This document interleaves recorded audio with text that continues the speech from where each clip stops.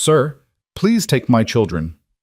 The starving mother whispered. The rich cowboy said, I'll take you too.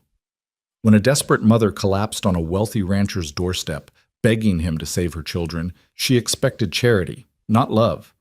What happened next shocked an entire town and proved that family isn't always born from blood. This is the story of a knock in the rain that changed everything. Stay until the end to see how their impossible love survived. And comment what city you're watching from so I can see how far this story travels. The storm came like a living thing, hungry and violent, tearing across the Texas high plains with a fury that seemed almost personal. Lightning split the black sky into jagged pieces, illuminating the endless grassland in brief, ghostly flashes before plunging it back into darkness. Thunder rolled across the earth like cannon fire, shaking the very bones of the land. Inside the Calder ranch house, Graham Calder sat alone in his study, a glass of whiskey untouched on the desk before him. The fireplace crackled softly, but its warmth couldn't reach the cold that had settled into his chest 3 years ago, the day he'd buried his wife Sarah and their infant son in the hard Texas ground. He was a man who had everything and nothing. At 34, he owned 12,000 acres of prime grazing land, 2,000 head of cattle, and more money than he could spend in 3 lifetimes. His hands were calloused from honest work, his reputation solid as oak. But the house around him echoed with emptiness, each room a monument to loss. Graham ran his fingers through his dark hair, streaked prematurely with silver at the temples. His blue eyes, once bright with ambition and joy, had grown distant, like windows in an abandoned house. He'd stopped seeing the point of most things. The ranch ran itself through the competence of his foreman. The money accumulated in bank accounts he rarely checked. He existed, but he'd stopped living the day he'd lowered those 2 coffins into the earth. The wind shrieked around the house like a banshee, rattling the windows in their frames. Rain hammered against the walls with the force of thrown gravel. It was the kind of night that made a man grateful for 4 walls and a roof, the kind that kept sensible people locked safe in their homes, which was why the knocking, when it came, seemed impossible. At first, Graham thought he'd imagined it, a trick of the wind, a branch blown against the door. But then it came again, desperate and insistent. 3 sharp raps, a pause, then 3 more. Someone was out there, in this storm, at this hour. He rose from his chair, moving through the darkened hallway with the caution of a man who'd learned young that nothing good came calling after midnight. His hand instinctively checked the revolver at his hip, a habit from years when Texas was wilder than it was now. The knocking came again, weaker this time, almost pleading. Graham threw back the heavy bolt and pulled open the door. The storm tried to tear it from his hands, wind and rain exploding into the entryway with brutal force, but Graham barely noticed. His attention had fixed completely on the apparition standing on his porch. A woman, thin as a whisper, soaked to the bone, her dress, once perhaps a decent calico, now hanging in tatters that clung to a frame so skeletal it hurt to look at. Her hair, dark and matted, was plastered to a face that was all sharp angles and hollow shadows. But her eyes, God, her eyes, burned with a desperate fading light that struck something deep in Graham's chest. In her arms, wrapped in a scrap of blanket that was more holes than fabric, was an infant. Around her skirts clung 3 other children, their faces pinched with cold and hunger and a terror so profound it seemed to have stolen their voices. The woman swayed on her feet, and Graham realized with a jolt that she was barely conscious, held upright only by some terrible reserve of will. Her lips, cracked and bleeding, moved. He had to lean forward to hear her voice above the storm. "Sir," her voice was barely a whisper, rough as sandpaper. "Sir, please, take my children." The words hit Graham like a physical blow. He'd heard desperate pleas before. This was hard country, and hard country made hard choices. But there was something in her voice, in those 4 simple words, that carried the weight of absolute surrender. This wasn't a woman asking for charity. This was a mother offering the last thing she had left to give. "I'm dying," she continued, each word an obvious effort. "I know it. I can feel it. But them—" Her arms tightened fractionally around the infant. "They got a chance. They're good children. They won't be trouble. They can work. The older ones, they're strong. They can—" Her knees buckled. Graham moved without thinking, catching her before she hit the porch. She weighed almost nothing, a bundle of sharp bones and fever-hot skin. The children cried out, their small hands reaching for their mother with desperate urgency. "Please," the woman whispered against his chest. "Please, just the children. You don't have to. I ain't asking you to. Just them. Please, God, just save them." Something ancient and long buried stirred in Graham's chest. He looked down at her face, ravaged by starvation and exposure, and the kind of grinding poverty that killed slowly and without mercy. Then he looked at the children. The oldest girl, perhaps 10, trying so hard to be brave. Twin boys, maybe 7. Their identical faces streaked with tears and mud. And the baby, barely old enough to have a personality, staring up at him with enormous eyes. He saw himself in those eyes, saw the boy he'd been at 7 years old standing over his own mother's grave, holding his little sister's hand while the Kansas wind howled around them. Saw the hunger, the fear, the terrible uncertainty of not knowing if tomorrow would bring food or death. He'd survived because a rancher named Abel Calder had seen a starving orphan and decided to take a chance, had given that boy a name, a home, a future, had taught him that mercy wasn't weakness, and that the strongest thing a man could do was choose kindness when the world expected cruelty. Graham Calder looked at this dying woman and her starving children, and he heard Abel's voice in his memory. "Sometimes, son, God puts people in your path, not because you can save them, but because saving them saves you too." "Ma'am," he said quietly, his voice steady despite the chaos of the storm around them. "I'm not taking your children." The woman's eyes widened with despair so profound it was physically painful to witness. "I'm taking you too," Graham finished. For a moment she stared at him as if he'd spoken a foreign language. Then something in her face crumbled, not with relief, but with a kind of disbelief so complete it was almost heartbreaking. You don't understand," she managed. "I can't pay. I got nothing. No money. No—" "I don't recall asking for payment," Graham interrupted gently. "Now, we can stand here in this storm debating your financial situation, or we can get you and these children inside before you all catch your death. What's it going to be?" The oldest girl spoke up then, her voice surprisingly firm despite her obvious terror. "Mama needs help, mister. She hasn't eaten in 6 days.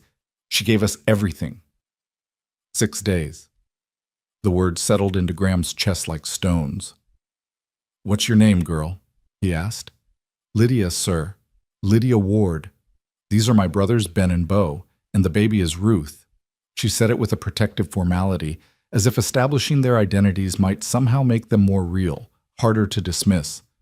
"Well, Miss Lydia Ward, your mama's right about one thing. She does need help, and so do you. So here's what's going to happen. I'm going to carry your mother inside. You're going to follow me with your brothers and your sister. We're going to get everyone warm and dry and fed, and we're not going to discuss anything else until morning. Understood?" Lydia looked at her mother, who managed the smallest of nods. The girl straightened her thin shoulders. "Yes, sir." Graham scooped the woman into his arms, she really did weigh almost nothing, and turned toward the house. "Come on then, quickly now." They stumbled inside, the children clustering close to each other like frightened birds. Graham kicked the door shut behind them, cutting off the storm's roar to a muted howl. Water pooled on the hardwood floor from their soaked clothes and dripping hair. "Lydia," Graham said, his voice taking on the tone of a man used to giving orders that would be followed. "There's a door at the end of this hallway. That's the kitchen. You'll find towels in the cupboard next to the stove. Bring them here. Move quickly." The girl darted off without hesitation, and Graham was struck by how efficiently she moved despite her obvious exhaustion. A child who'd learned early to follow instructions without question. He carried the woman to the parlor, laying her carefully on the leather sofa nearest the fireplace. She'd lost consciousness during the short walk, her head lolling against his shoulder. Up close, he could see the fever spots burning in her cheeks, the way her breathing came too fast and too shallow. The twin boys stood frozen in the doorway, identical expressions of terror and hope warring on their young faces. The baby, Ruth, had begun to whimper, a weak, mewling sound that spoke of long hunger. "It's all right," Graham said, keeping his voice calm and steady. "Your mama's going to be fine. She just needs rest and food and warmth, same as you. Lydia returned with an armful of towels, and Graham took them with a nod of approval. Good girl. Now, there's a bedroom upstairs, first door on the right. The bed's made. Can you take your brothers and sister up there, get them out of those wet clothes? What about Mama? Lydia's voice trembled for the first time. Your Mama's going to stay down here by the fire where I can watch her. I promise you, Miss Lydia, I'm going to take care of her, but I need you to take care of your brothers and sister right now. Can you do that for me? The girl's jaw set with determination that seemed far too old for her face. Yes, sir. There are quilts in the chest at the foot of the bed. Wrap everyone up warm. I'll bring food as soon as I can. Lydia gathered her brothers with practiced efficiency, and Graham watched as she herded them toward the stairs, Ruth still clutched in her arms. The little boys kept looking back at their mother with frightened eyes, but they went without protest. Alone with the unconscious woman, Graham moved quickly. He built up the fire until it roared in the fireplace, filling the room with heat and light. He fetched blankets from the linen closet, stripping away the woman's soaked dress with clinical detachment. This was about survival, not propriety, and replacing it with one of Sarah's old nightgowns. The clothes hung on the woman's skeletal frame like a sail with no wind. He wrapped her in layers of wool blankets, tucking them around her shivering body. Her skin was burning hot and ice cold at the same time, and her breathing had taken on a rattling quality that Graham recognized from too many nights sitting beside dying cattle during harsh winters. She was in a bad way, worse than bad. Without intervention, she'd likely be dead by morning. Graham stood, his mind already moving through the necessary steps. Food first, but carefully. Their stomachs would have shrunk. Too much too fast would make them sick. Broth, bread, maybe some milk warmed and cut with water. Then he'd need to monitor the woman's fever, try to get fluids into her somehow. Tomorrow, if she survived the night, he'd ride to town for Doc Matthews. He moved to the kitchen with the purposeful stride of a man who'd made a decision and wouldn't waste time second-guessing it. The storm continued to rage outside, but inside the house, something had shifted. The silence that had pressed down on these rooms for 3 years had been broken by the sound of children's footsteps overhead, the muffled whisper of young voices, the soft crying of a baby. The house, Graham realized, was breathing again. He put coffee on to boil and started heating beef broth he'd made earlier in the week. While the broth warmed, he sliced bread and found butter, cheese, a jar of preserved peaches. Nothing fancy, but good solid food, the kind that stuck to ribs and gave strength. A small sound made him turn. Lydia stood in the kitchen doorway, still wrapped in a towel, her wet dress clinging to her thin frame. She watched him with the wary, calculating gaze of a child who'd learned the hard way that adult kindness often came with strings attached. "The boys are in bed," she reported. "Ruth stopped crying. I think she's too tired to cry anymore." "And you? Why aren't you getting warm?" Lydia's chin lifted slightly. "I wanted to make sure you were really going to feed us. Sometimes people say things but don't mean them." The statement, delivered with such matter-of-fact resignation, hit Graham harder than any accusation could have. This child had learned not to trust adult promises. How many times had she been disappointed? How many doors had been slammed in her face? "I mean it," Graham said quietly. He gestured to the table. "Sit down, Miss Lydia. You and I need to have a conversation." She moved to the chair with visible reluctance, perching on its edge as if ready to bolt. Graham poured her a cup of milk, warmed and sweetened with honey, and placed it in front of her along with a thick slice of buttered bread. "Eat," he commanded gently. Lydia stared at the food as if it might disappear. Her hands trembled as she reached for the bread, and when she took the first bite, tears began streaming down her face. She ate and cried simultaneously, trying to muffle the sobs even as she devoured the food with desperate hunger. Graham turned away, giving her privacy, busying himself with preparing a tray. His own throat felt tight. How long had it been since these children had eaten properly? How many nights had they gone to bed with empty bellies and hollow eyes? "Your mother," he said, keeping his tone conversational. "What's her name?" "Elena," Lydia managed between bites. "Elena Ward. She was married to James Ward, but he died 8 months ago. Cholera outbreak in Sweetwater." "I'm sorry, that's a hard thing." It got harder after. Lydia continued, and Graham heard the exhaustion in her young voice. Papa had debts. Men came and took everything. The house, the wagon, even Mama's wedding ring. Said it was owed. We ended up in a boarding house, but Mama couldn't make enough money to pay rent. The lady who ran it, she was nice at first, but then the girl's voice trailed off. Then what? Lydia's eyes met his, and Graham saw a knowledge there that no 10-year-old should possess. Then men started looking at Mama different, saying things, offering her money if she'd do things. Mama said no, and the boarding house lady got angry, told us to leave. That was 3 weeks ago. 3 weeks. Living on the streets, or worse, in the wilderness, with 4 children and no resources. Graham felt rage kindle in his chest, hot and bright. Not at the girl, not even at the mother, but at a world that could be so casually cruel. We tried to walk to the next town, Lydia continued. Mama thought maybe her sister lived there, but when we got there, we found out Aunt Mary had died 2 years back. We didn't have money for food. Mama kept saying we'd be fine, that something would turn up, but I could see her getting weaker. She stopped eating 5 days ago, gave everything to us. And tonight, how did you end up here? The storm came and we were trying to find shelter. We saw your light. Mama didn't want to knock. She said bothering folk was wrong, but Ruth was crying so hard, and Ben and Bo were so cold. I told Mama we had to try, so we walked up to your door. Graham nodded slowly. He ladled broth into bowls, arranged everything on a tray with careful precision. Your mother's a brave woman, Miss Lydia, and you're a brave girl, but you don't have to be brave alone anymore. Not tonight. Lydia's eyes filled with fresh tears. You promise? You really promise you'll help us? Graham set down the tray and crouched in front of her, meeting her eyes directly. I promise. And I need you to understand something. When I make a promise, I keep it. Every time. No exceptions. Your mama and your brothers and your sister are safe here, and so are you. Something in the girl's face finally broke. She threw her arms around Graham's neck and sobbed, real deep sobs that shook her whole thin body. Graham held her awkwardly at first, then more firmly, one hand patting her back the way he remembered Abel Calder doing when Graham himself had been a frightened, grieving child. It's all right, he murmured. Let it out. You've been strong for so long. Let someone else be strong for a while.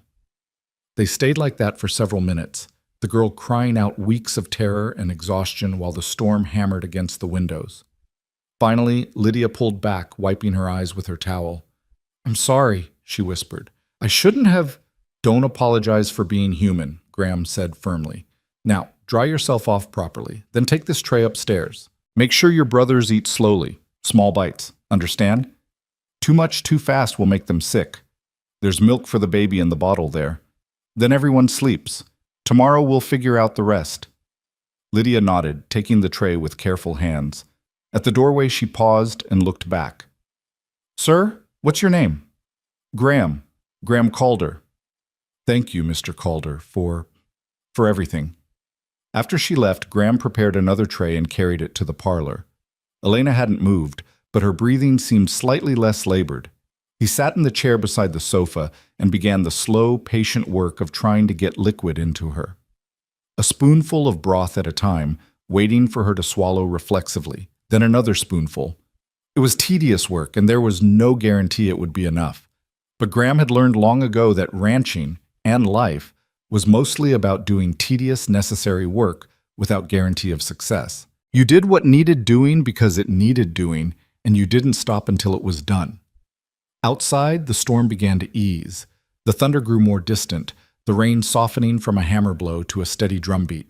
Inside, the fire crackled softly, and somewhere overhead, Graham heard the creak of bed springs as children settled into actual beds, perhaps for the first time in weeks. Elena stirred slightly, her fever-bright eyes opening just a crack. She looked at Graham with confusion, then slowly, recognition and memory returned. Her hand moved weakly toward him. My children, she whispered. Where are? Upstairs, safe, fed, sleeping in warm beds, Graham assured her quietly. Just like you're going to be once you get some of this broth in you. Tears leaked from the corners of her eyes. You really took us in. I did. Why? The question was genuine, bewildered. You don't know us. We're nothing to you. Graham was quiet for a moment, thinking about how to answer. He could have said something simple and kind, something meaningless about Christian charity or basic human decency. But this woman had walked through hell for her children. She deserved truth. When I was 7 years old, he said slowly, my mother died, left me and my baby sister alone in the world. We were starving, desperate. A man named Abel Calder found us trying to steal eggs from his chicken coop. He could have had us arrested, beaten, run off his land. Instead, he took us home, fed us, gave us a place, eventually adopted us both, gave us his name. Everything I have, everything I am, exists because one man looked at 2 starving orphans and decided their lives mattered. Elena listened, her eyes never leaving his face. So when you ask me why, Graham continued, I'll tell you. Because I've been where your children are. I felt that hunger, that fear, that terrible certainty that the world doesn't care if you live or die. And I swore on Abel's grave, I swore that if I ever had the chance to be for someone else what he was for me, I wouldn't turn away. He paused. So, no, ma'am, you're not nothing to me. You're everything that matters. Fresh tears rolled down Elena's gaunt cheeks. I don't know how to repay. Then don't try. Just get better. Let your children be children for a while. That's payment enough. He helped her take a few more spoonfuls of broth before exhaustion claimed her again. Graham covered her with an extra blanket and settled into the chair, prepared to keep watch through the night. He'd done this before, sat vigil over sick cattle, injured horses, dying friends. He knew the rhythm of it, the long quiet hours broken by periodic checks, the way time seemed to stretch and compress simultaneously. But this felt different. For 3 years this house had been a tomb, every room a reminder of what he'd lost. He'd rattled around in it like a ghost, going through the motions of living without actually being alive. The silence had been oppressive, suffocating, driving him into darker and darker spaces inside his own head. Now, with 4 children sleeping upstairs and a dying woman breathing softly on his sofa, the house felt inhabited, real. The silence had been replaced with the small sounds of life, the creak of floorboards, the rustle of blankets, the soft snoring of exhausted children. Something in Graham's chest, something that had been clenched tight as a fist for 3 years, began to loosen. The night wore on. The storm passed, leaving behind the clean smell of rain-washed earth and the distant sound of water dripping from the eaves. Graham dozed in his chair, waking periodically to check Elena's breathing, to add wood to the fire, to listen for sounds from upstairs. Dawn came slowly, painting the sky in shades of pink and gold. Graham stood stretching muscles stiff from hours in the chair and walked to the window. The world outside looked scrubbed clean, every color bright and sharp in the new light. The grassland stretched away to the horizon, dotted with his cattle, solid and real and thriving. He'd built this, created something from nothing, turned hard work and determination into prosperity. But what was prosperity worth if it sat empty and unused? What was the point of success if it benefited no one but himself? Behind him, Elena made a small sound. Graham turned to find her awake, her eyes clearer than they'd been the night before. The fever still burned in her, but the edge of it seemed less sharp. "Morning," he said quietly. "Morning," she replied, her voice still rough but stronger. "Your name?" "Lydia told me. Graham Calder." "That's right." "I need to tell you something, Mr. Calder." Elena struggled to sit up, and Graham moved to help her, propping pillows behind her back. "I won't be a burden. Soon as I'm strong enough, I'll work. I can cook, clean, sew. I'm good with accounts. And my children, they're hard workers, all of them. We'll earn our keep. I swear it." Graham pulled his chair closer and sat down, leaning forward with his elbows on his knees.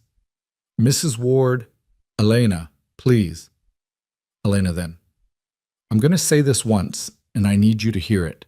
You and your children are not employees. You're not servants. You're people who needed help, and I had help to give. That's the end of the transaction. But, however," he continued, holding up a hand, "if you want to help around the house because it makes you feel useful, I won't stop you. This place has been quiet since my wife died. Could use a woman's touch, if I'm being honest. But that's your choice, not an obligation. Clear? Elena stared at him with an expression Graham couldn't quite read. You're a strange man, Graham called her. So I've been told. A small sound from upstairs, a child's voice, quickly hushed, drew both their attention.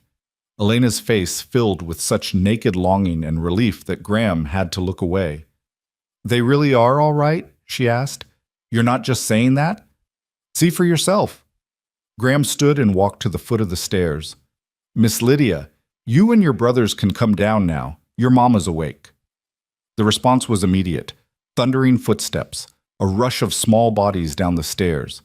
The twins came first, identical whirlwinds of boy energy despite their ordeal, followed closely by Lydia carrying baby Ruth. They burst into the parlor and froze, staring at their mother as if she might disappear. Mama?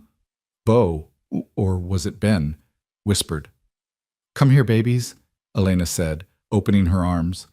They descended on her like a storm, all talking at once, touching her face and hands as if to confirm she was real. Ruth, startled by the commotion, began to cry, and Elena took her, holding her close while the other children pressed against her sides. Graham retreated to the kitchen, giving them privacy. He started coffee brewing and began assembling breakfast. Eggs, bacon, biscuits, real food, the kind that would put meat on skinny bones and color in pale cheeks. As he worked, he could hear the murmur of voices from the parlor, punctuated by occasional laughter. Laughter. In his house, after 3 years of silence. Graham cracked eggs into a pan and realized he was smiling. An hour later, they were all gathered around the kitchen table, Elena wrapped in blankets in a chair Graham had carried in from the parlor, the children scrubbed clean and wearing a bizarre assortment of Graham's shirts as makeshift nightgowns. They ate with the focused intensity of the truly hungry, and Graham kept the food coming until even the bottomless pit of twin boys' stomachs seemed satisfied. Mr. Calder, Lydia said finally, setting down her fork with careful precision. What happens now?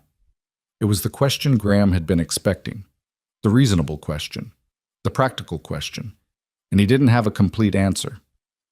Now, he said slowly, you stay here until your mama's well. That'll take time. A few weeks, maybe longer.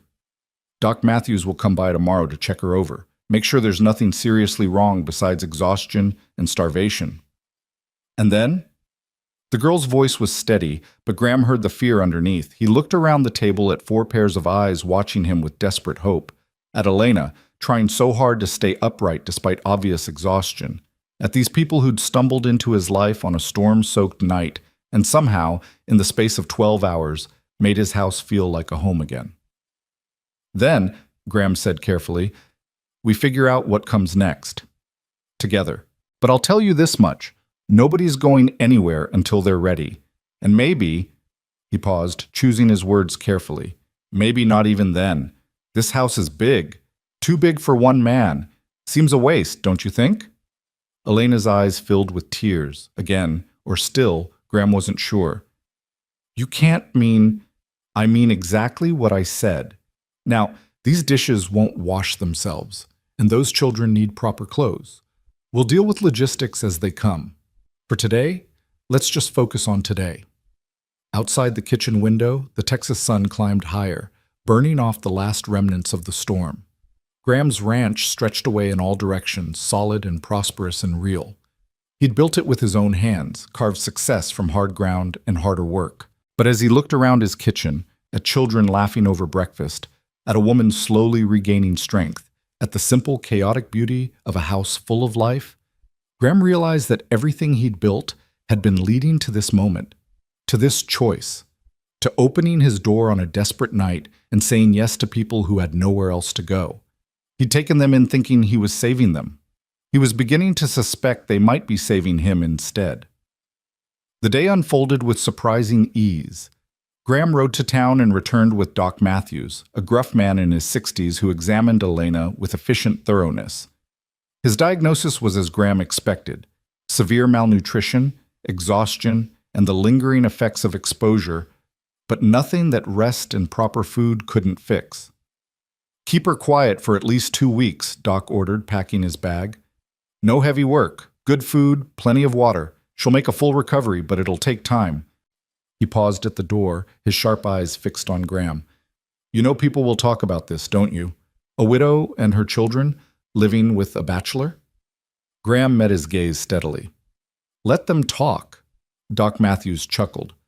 You always were stubborn as a mule, Graham called her. I imagine that'll serve you well in the days ahead. He tipped his hat. Good luck, you're going to need it. After the doctor left, Graham found Lydia in the library, staring at the shelves of books with undisguised longing. Can you read, Miss Lydia? Yes, sir. Mama taught me. The boys, too, though they're not as good yet. Then help yourself. Any book you want. Graham pulled a volume from the shelf, a collection of fairy tales worn from Sarah's frequent reading. This one was my wife's favorite. Maybe you'd like to read it to your brothers. Lydia took the book as if it were made of gold. Really? Really? A house with children should be a house with stories. As if released from some invisible constraint, Lydia's face lit up with the first genuine smile Graham had seen from her. She raced off to find her brothers clutching the book to her chest, and Graham heard her excited voice as she gathered them in the parlor. Elena, watching from her blanket nest on the sofa, caught Graham's eye. You're good with her. With all of them. Graham shrugged, uncomfortable with the praise. Just treating them like children should be treated. That's rarer than you think. Elena's voice was quiet. Most people see poor children as problems to be solved or ignored. You see them as people. They are people. Yes, but not everyone agrees. She shifted slightly, wincing. I need to tell you something, Mr. Calder. Graham, about our situation. It's worse than you probably think. Graham settled into the chair beside her. I'm listening. Elena's hands twisted in the blanket. My husband's debts. They weren't normal debts. He owed money to a man named Horace Vellum. Do you know him? Graham's jaw tightened. I know him. County councilman. Rich. Connected. Not a man to cross. James borrowed money for seed and equipment, planning to pay it back after harvest. But then the drought hit, and the crops failed, and she shook her head. Vellum wanted his money. James couldn't pay. Then the cholera came, and James died, and Vellum said the debt passed to me. He gave me 30 days to pay $500. $500. A fortune to a widow with 4 children and no resources. And when you couldn't pay, he took everything. Legal, he said, all according to contract. But Elena's voice dropped to a whisper. Just before we left Sweetwater, Vellum came to me, said he'd forgive the debt. All of it. If I'd become his mistress. Ice flooded Graham's veins. You refused. Of course I refused. I'd rather starve than... She broke off, tears sliding down her cheeks. And we nearly did starve, because I chose pride over my children's lives. You chose honor, Graham corrected firmly, and you kept your children safe from a man who sees people as possessions. That's not pride, Elena. That's courage. Vellum said he'd find me, said there was nowhere I could hide that he couldn't reach. Elena's eyes met Graham's, fear and defiance warring in their depths. If he finds out I'm here, he'll make trouble for you. I should leave. As soon as I'm strong enough, you'll do no such thing. Graham's voice was hard as granite. Horace Vellum doesn't run my life, and he sure as hell doesn't dictate who I offer shelter to. You and your children are staying, and that's final. But, Elena! Graham leaned forward, his voice gentle but implacable. I've dealt with men like Vellum before. Bullies who hide behind money and connections. They're dangerous, yes, but they're not invincible, and I'm not a man who runs from a fight. She stared at him, and Graham saw the exact moment when she stopped fighting. Her shoulders sagged, and she nodded slowly. All right, but please be careful. Vellum's not like other men. He's evil, Graham supplied. Vindictive, used to getting his way. He smiled grimly. I know the type, and I know how to handle them. From the parlor came Lydia's voice, reading to her brothers. Once upon a time, in a land far away, there lived a princess who had forgotten how to smile. Elena listened, fresh tears tracking down her face. They sound happy.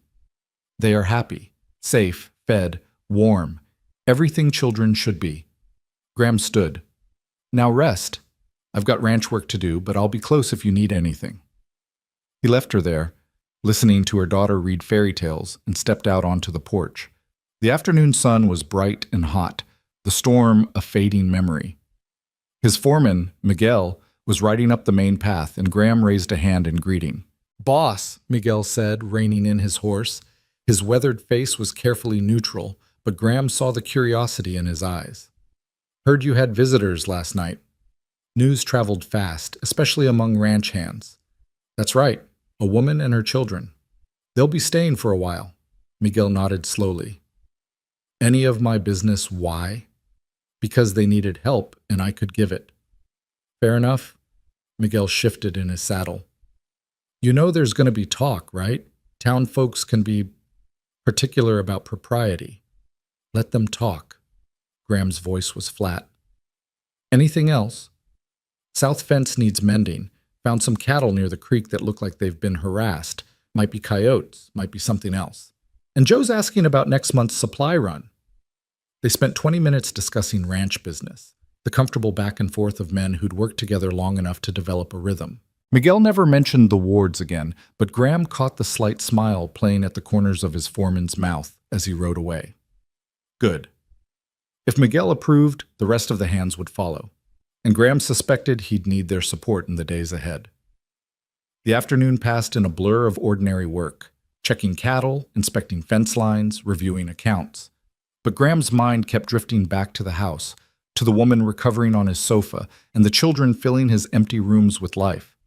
He'd made a choice last night, a simple choice to open his door and offer help. But simple choices had a way of becoming complicated, of branching into futures that couldn't be predicted or controlled. Graham didn't care. For the first time in 3 years, he felt something other than numb grief. He felt useful, needed, alive. As the sun began its descent toward the horizon, painting the sky in shades of orange and purple, Graham rode back toward the ranch house. Smoke curled from the chimney. Lights glowed in the windows. And if he listened carefully, he could hear the faint sound of children's laughter carried on the evening breeze. His house, his land, his life. And now, at least for a while, theirs too. Graham dismounted and stood for a moment, just looking at the house that had been a tomb and was now somehow becoming a home again. Tomorrow would bring challenges. Town gossip, Horace Vellum's potential interference, the logistics of suddenly having 5 additional people under his roof. But tomorrow could take care of itself. Tonight, there were children who needed dinner, and a woman who needed continued care, and a house that needed to remember what it was like to be filled with life. Graham Calder had opened his door to 4 strangers on a desperate night, and in doing so, he'd opened it to something he'd thought lost forever. Hope. The first full day settled into the Calder house like morning mist, soft, pervasive, and transforming everything it touched. Graham woke before dawn, as he always did, but this morning the silence that greeted him felt different. It wasn't the oppressive quiet of an empty house, but rather the hushed stillness of a home holding its breath, waiting for life to stir. He dressed quickly and moved downstairs, half expecting to find the parlor empty, the previous night nothing more than an elaborate dream. But Elena was there, still wrapped in blankets on the sofa, her breathing deep and even. In the early light filtering through the curtains, she looked younger than she had last night, the harsh lines of starvation softened by rest and the promise of recovery. Graham built up the fire and started coffee, the familiar rhythm of morning tasks grounding him in the strange new reality of his situation. He was mixing batter for flapjacks when he heard the soft pad of feet on the stairs. Lydia appeared in the kitchen doorway, still wearing one of his old shirts as a nightgown, her dark hair tangled from sleep. She stopped when she saw him, uncertainty flickering across her face. "Morning, Miss Lydia," Graham said, keeping his voice low and easy. "Sleep well?" "Yes, sir." She hovered in the doorway, not quite entering. "I didn't mean to disturb you." "You're not disturbing anything. Hungry?" The girl's stomach answered before she could, growling loudly enough to make her blush. Graham smiled. I'll take that as a yes. Come sit down. These flapjacks won't eat themselves. Lydia moved to the table with careful steps, as if afraid the moment might shatter. Graham piled her plate high with flapjacks, bacon, and eggs, then watched as she stared at the food with something approaching reverence. Go on, he encouraged. Eat as much as you want. There's plenty more. She ate slowly this time, no longer driven by the desperate hunger of last night, but with obvious pleasure. Graham busied himself at the stove, giving her space, but he could feel her watching him. Mr. Calder? Her voice was tentative. Yes? Why are you being so kind to us? Mama said people don't do things for nothing. They always want something back. Graham turned to face her, leaning against the counter. This child deserved honesty, not platitudes. Your mama's right, in a way. Most people do expect something in return, but here's what I've learned. Kindness isn't a transaction. It's a choice. I'm choosing to help you because I can, and because I remember what it's like to need help and have nowhere to turn. But we can't pay you. Did I ask for payment? No, sir. Then stop worrying about it. Graham poured himself coffee and sat across from her. Miss Lydia, I'm going to be straight with you. You're 10 years old, which means you're old enough to understand hard truths. Your mama's sick. Not dying sick anymore, but recovery sick. She's going to need time to get strong again. Weeks, maybe months. During that time, you and your brothers and sister need a safe place to stay. I have that place. That's the whole story. Lydia studied him with those two old eyes. What about when Mama's better? What happens to us then? It was the question Graham had been avoiding, even in his own thoughts. What would happen when Elena recovered? Would they leave? Should they leave? And why did the thought of this house returning to its previous emptiness make his chest feel tight? I don't know, he admitted. But we've got time to figure it out. For now, let's just focus on today. Can you do that? The girl nodded slowly, then surprised him by smiling, a real smile that transformed her thin face. I like it here, Mr. Calder. It feels safe. Good, because you are safe. All of you. Graham stood and refilled her milk glass. Now, when your brothers wake up, I expect they'll be hungry as bears. Think you can help me keep them from eating the whole kitchen? Lydia giggled, the sound bright and unexpected. Ben and Bo eat everything. Mama always said they had hollow legs. Then we'd better make extra. The twins appeared shortly after, drawn by the smell of bacon and the sound of their sister's laughter. They tumbled into the kitchen with the chaotic energy of 7-year-old boys, identical down to the cowlick in their sandy hair and the scattering of freckles across their noses. Sit, Graham commanded, pointing to the table. Hands washed first. They scrambled to obey, shoving each other good-naturedly at the wash basin. Graham noted with approval that they were quick to follow instructions, no arguing or backtalk. Elena had raised them well despite their circumstances. Mr. Calder, sir, Ben, or possibly Bo, asked around a mouthful of flapjack. You really got cattle? Real ones? I do. About 2,000 head. Both boys' eyes went wide. That's a lot of cows, the other twin breathed. It is indeed. Takes a lot of work to keep them healthy and fed. Could we see them? They asked in unison, then looked at each other and grinned at their timing. Graham felt something warm settle in his chest. When was the last time he'd heard genuine excitement in this house? Tell you what, you boys finish your breakfast, help your sister with the dishes, and then we'll take a walk out to the near pasture. But we do it right. No running off, no spooking the animals. Understood? Yes, sir. They attacked their food with renewed vigor. Elena woke shortly after, and Graham carried her to the kitchen table despite her protests that she could walk. Save your strength, he told her firmly. You'll need it to keep up with those boys of yours. She was stronger today, able to sit upright without swaying, and she ate a full plate of food. Graham watched the color slowly return to her cheeks as she sipped hot tea and listened to her children chatter about their plans for the day. They're going to wear you out, Elena said, catching Graham's eye. There was warmth in her voice, and something else. Gratitude, yes, but also a kind of wonder, as if she couldn't quite believe this was real. I've handled stubborn cattle and broken horses, Graham replied. I think I can manage 2 7-year-old boys. You've never met my two 7-year-old boys, Elena said, but she was smiling. The morning unfolded with surprising ease. True to his word, Graham took the twins out to see the cattle, with Lydia trailing behind, trying to maintain an air of sophisticated disinterest, but clearly just as fascinated. Elena stayed behind with baby Ruth, resting in the parlor but insisting on folding the clean laundry Graham had left in a basket. "You don't have to do that," he'd told her. "I need to do something," she'd replied. "I can't just sit here like a useless lump." Graham had learned enough about stubborn women, his late wife had been one, to know when to let them have their way. In the pasture, the twins were electrified with excitement, asking 1,000 questions about the cattle, the horses, the land, everything. Graham answered patiently, surprised to find he enjoyed explaining things to their eager minds. Lydia, he noticed, asked the most insightful questions, wanting to understand not just what, but why. "Why do you brand them?" she asked, watching from her perch on the fence rail as Graham pointed out his mark on the cattle's flanks. "So everyone knows they're mine. Out here, cattle can wander. The brand proves ownership." "Like a name," she said thoughtfully. "We all got names. I guess cattle need them too, in a way." "That's exactly right, Miss Lydia. You've got a sharp mind." The girl glowed with pride at the compliment, and Graham realized with a start how starved these children were, not just for food, but for attention, praise, the simple acknowledgement that they mattered. They returned to the house for lunch to find Elena in the kitchen, looking exhausted but determined. She'd made sandwiches from the leftover bacon and bread, arranged them on plates with surprising artistry, and had tea steeping in the pot. "You should be resting," Graham said, but his tone lacked conviction.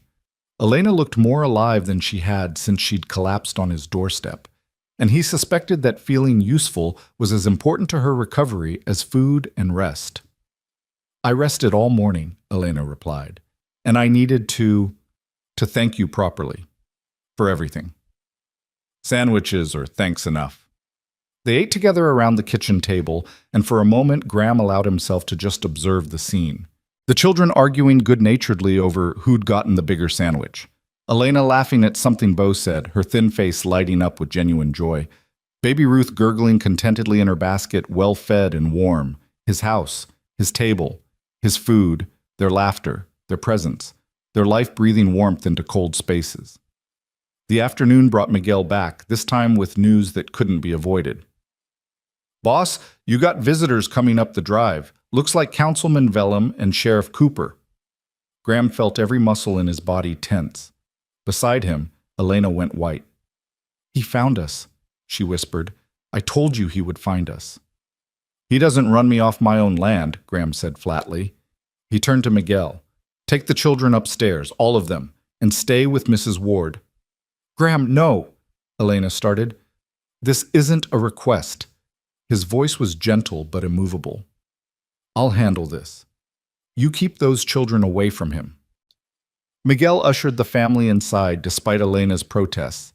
Lydia threw Graham one frightened look over her shoulder before disappearing up the stairs, and he felt rage kindle hot and bright in his chest. These children had just started to feel safe. He'd be damned if he let Horace Vellum take that away. He walked to the front of the house and waited on the porch, arms crossed, as two men on horseback approached. Horace Vellum was exactly as Graham remembered, tall, well-dressed, with silver hair and the kind of face that belonged in a banker's office or a politician's portrait. Sheriff Tom Cooper was a different story, good man, honest lawman, but weak when it came to standing up to powerful people. "Calder," Vellum said, not bothering to dismount. "I understand you're harboring a fugitive." Graham didn't move. "I'm harboring a woman and her children who needed help. If that's a crime, Texas has fallen further than I thought. Elena Ward owes me a substantial debt, $500 plus interest. She absconded from Sweetwater before settling her late husband's obligations." "You'll have to forgive me," Graham said mildly, "but I don't recall asking about Mrs. Ward's financial situation. She knocked on my door during a storm. Christian Charity demanded I help, unless you're suggesting charity is now illegal." Vellum's eyes narrowed.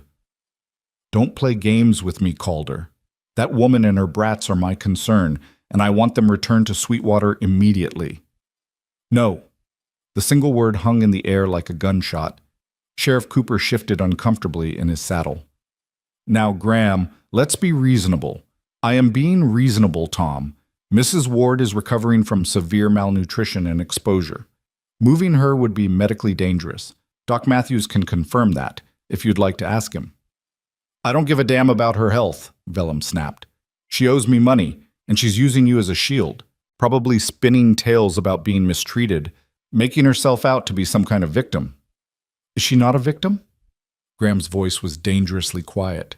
Widow loses her husband to disease, gets saddled with his debts, loses everything she owns, ends up on the street with 4 children. That sounds like a victim to me. Vellum's face darkened. Her situation is unfortunate, yes, but it doesn't absolve her of legal obligations.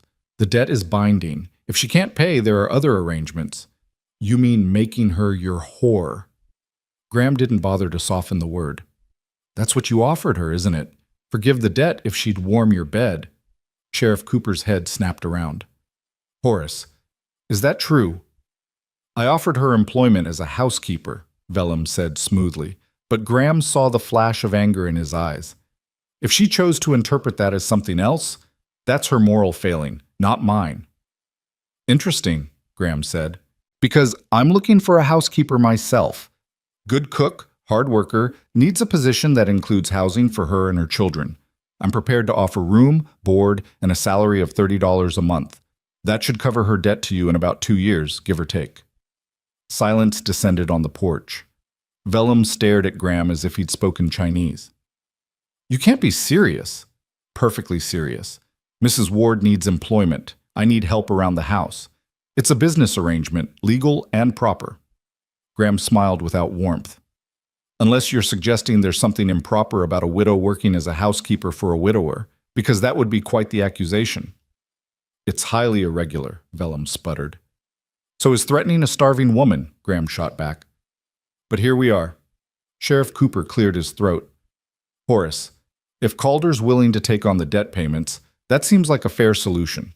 Legal and proper, like he said. I don't want his charity. I want what's owed to me. And you'll get it, every penny, just slower than you'd like. Graham's voice hardened. But make no mistake, Vellum, Mrs. Ward and her children are under my protection now. That means you don't come here demanding anything. You don't threaten them. You don't so much as look at them sideways. We clear? Vellum's face had gone purple with rage. You think you can threaten me? I'm on the county council, Calder. I have influence. I can make your life very difficult. You're welcome to try, but I'd think carefully before you do. I employ 30 men year-round, more during drive season. Their families live in town. They spend money in town businesses. They vote in town elections. Graham let that sink in. You want to start a war with me over one woman's debt? You go right ahead, but consider what it'll cost you. The threat was clear and calculated. Vellum had political power, but Graham had economic influence. In a small Texas town, the latter often mattered more than the former. This isn't over, Vellum said finally, yanking his horse's reins with unnecessary force. Yes, it is. Graham's voice was flat. The debt will be paid. Mrs. Ward has legitimate employment. There's nothing more to discuss. Unless you'd like to explain to the good people of Sweetwater why you're harassing a widow and orphans. Vellum glared at him with pure hatred, then spurred his horse forward. Sheriff Cooper lingered a moment longer. You're playing a dangerous game, Graham. No game, Tom, just doing what's right. Right's got a way of being complicated around here. But the sheriff tipped his hat with something approaching respect before following Vellum down the drive. Graham stood on the porch until both men disappeared from view, then let out a breath he hadn't realized he'd been holding. His hands were shaking, not with fear, but with suppressed rage. The urge to drag Vellum off his horse and beat him senseless had been almost overwhelming. The door opened behind him. Elena stepped out, her face still pale but her eyes fierce. You didn't have to do that. Take on my debt. Make me your employee. Yes, I did. Graham, Elena. He turned to face her. I meant what I said. You need work. I need help. The rest is just legal window dressing to keep vultures like Vellum at bay. $30 a month. Her voice was soft. That's more than fair. That's generous. It's the going rate for a good housekeeper. It's more than the going rate, and we both know it. Elena wrapped her arms around herself, looking suddenly vulnerable.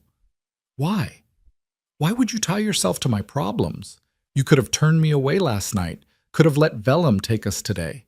Instead, you're fighting for us. For strangers. Graham was quiet for a long moment, watching the clouds drift across the sky. My wife Sarah died 3 years ago, he said finally. Childbirth. The baby, our son, he didn't make it either. 2 graves on the hill behind the house where I planted roses that never bloomed. Elena's hand went to her mouth. For 3 years, I've been living in a tomb, going through the motions of life without actually living. Eating, sleeping, working, but not feeling anything, not caring about anything, just existing. He looked at her then, and his eyes were raw with emotion. Then you knocked on my door, and for the first time since Sarah died, I felt something, purpose, usefulness, a reason to get up in the morning beyond just habit. Graham, so don't thank me for helping you, he continued. Don't apologize for being here, because the truth is, Elena Ward, you and your children are helping me far more than I'm helping you. You're giving me back something I thought I'd lost forever. You're making this house feel like a home again. Tears streamed down Elena's face.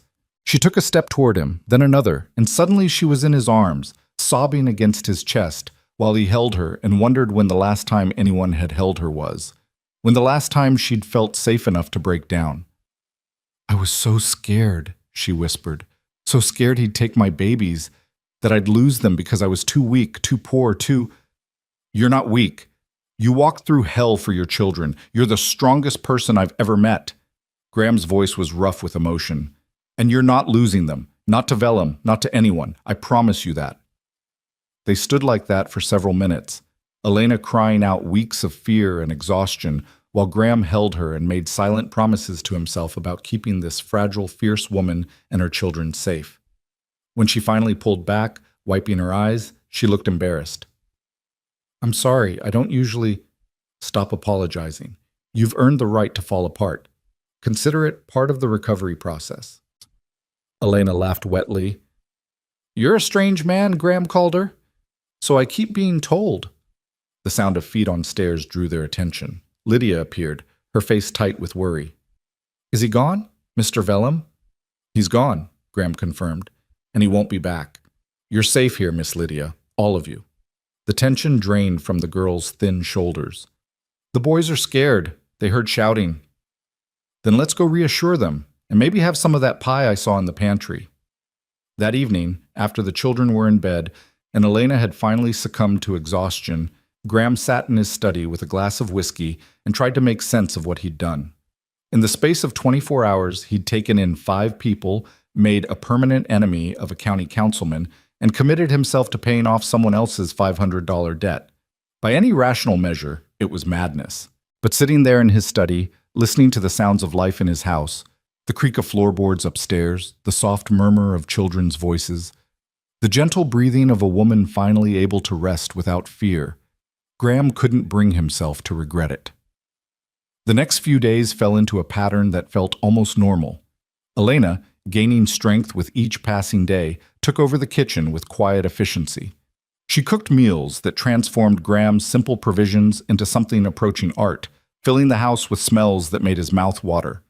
She cleaned without being asked, mended clothes he'd been meaning to take to the seamstress, organized his chaotic pantry with systematic precision. The children thrived. The twins followed Miguel around the ranch like devoted puppies, learning about cattle and horses and the 1,000 small tasks that kept a spread running. Lydia read voraciously, working her way through Sarah's book collection with fierce determination. Baby Ruth, properly fed and cared for, grew noticeably plumper, her cries becoming less desperate and more the normal fussing of a healthy infant. And Graham found himself looking forward to things again. To breakfast with the family gathered around his table, to the twins' endless questions about ranching, to Lydia's thoughtful observations about whatever book she was currently devouring, to Elena's smile when he complimented her cooking, to the feeling of coming home to a house full of life instead of ghosts. But the town, predictably, had opinions. Graham rode into Sweetwater a week after the Ward family's arrival, needing supplies and wanting to show his face. He'd barely dismounted at the general store when Harold Thompson, the proprietor, greeted him with a knowing look. "Heard you took in some strays, Calder." "Hired a housekeeper," Graham corrected. "Nothing scandalous about that. Housekeeper with 4 children, living under your roof. Unmarried woman and an unmarried man." Harold's tone suggested he found this arrangement questionable at best. "Widow," Graham said flatly, "with children who needed shelter. What was I supposed to do, turn them away? Might have been more proper to find them a place in town, with a respectable family." Graham felt his temper flare. Define respectable, because from where I stand, a woman who walked through hell to keep her children safe is about as respectable as it gets. He bought his supplies in tense silence and stepped outside to find a small cluster of townspeople watching him with undisguised curiosity. Mrs. Patterson, the preacher's wife, approached with the determined stride of someone on a mission from God. "Mr. Calder, we need to speak about your situation." "My situation is my own business, ma'am." "It becomes the community's business when propriety is involved. A widow living with a bachelor, working for a bachelor," Graham interrupted, "as his employee, everything legal and proper. The appearance of impropriety is in the eye of the beholder." Graham's voice was hard. "Mrs. Ward and her children needed help. I provided it. If that offends anyone's delicate sensibilities, they're welcome to take it up with their consciences." He mounted his horse and rode away, leaving scandalized whispers in his wake. Let them talk. He'd endured worse than gossip, but the incident bothered him more than he wanted to admit. Not because he cared what the town thought. He'd stopped worrying about others' opinions years ago, but because he knew the gossip would eventually reach Elena and the children. They'd hear the whispers, the speculation, the thinly veiled accusations. They'd been through enough without adding social ostracism to their burdens. That night, after the children were asleep, Graham found Elena in the kitchen, kneading dough for tomorrow's bread. She worked with smooth, practiced motions, and Graham watched for a moment before clearing his throat. "We need to talk." Elena's hand stilled. "About the town." "You've heard?" "Lydia heard Mrs. Patterson talking at the store yesterday, asked me what impropriety meant." Elena's voice was carefully neutral. "I explained it meant some people thought we shouldn't be living here, that it wasn't proper." "Elena, she asked if we should leave, if staying here was hurting you." Elena turned to face him, flour dusting her hands. "I didn't have an answer for her, Graham, because I don't know. Maybe we should find somewhere else. Maybe staying here is making things worse for you." "No." The word came out harder than Graham intended. "Absolutely not. You're not leaving because some narrow-minded gossips can't mind their own business. But they'll make your life difficult. Let them try." Graham moved closer, his voice intense. "Elena, listen to me. I don't give a damn what this town thinks. Not about me, not about you, not about any of it. You and your children are staying. That's not up for debate. We're ruining your reputation. I'll survive." He softened his tone. "Besides, what kind of reputation is worth having if it requires throwing a widow and orphans to the wolves?" Elena stared at him, and something shifted in her expression, something warm and wondering and almost frightening in its intensity. "You really mean that?" "Every word." She turned back to her dough, but her hands were shaking. "I don't understand you, Graham Calder. Most men would have expected things in exchange for helping us. Or they would have tired of us by now, wanted us gone. I'm not most men." "No." Her voice was soft. "You're really not." They stood in silence for a moment, the only sound the rhythmic working of dough under Elena's hands. Finally, Graham spoke. "There's something else, something I think we should discuss." "What's that?" "The children, specifically their education. Lydia's bright as hell, but she needs proper schooling. The twins, too. And there's a decent school in town." Elena's hands stopped moving. "I can't afford. I'm not asking you to pay. I'm saying that as part of your employment here, your children's education is covered."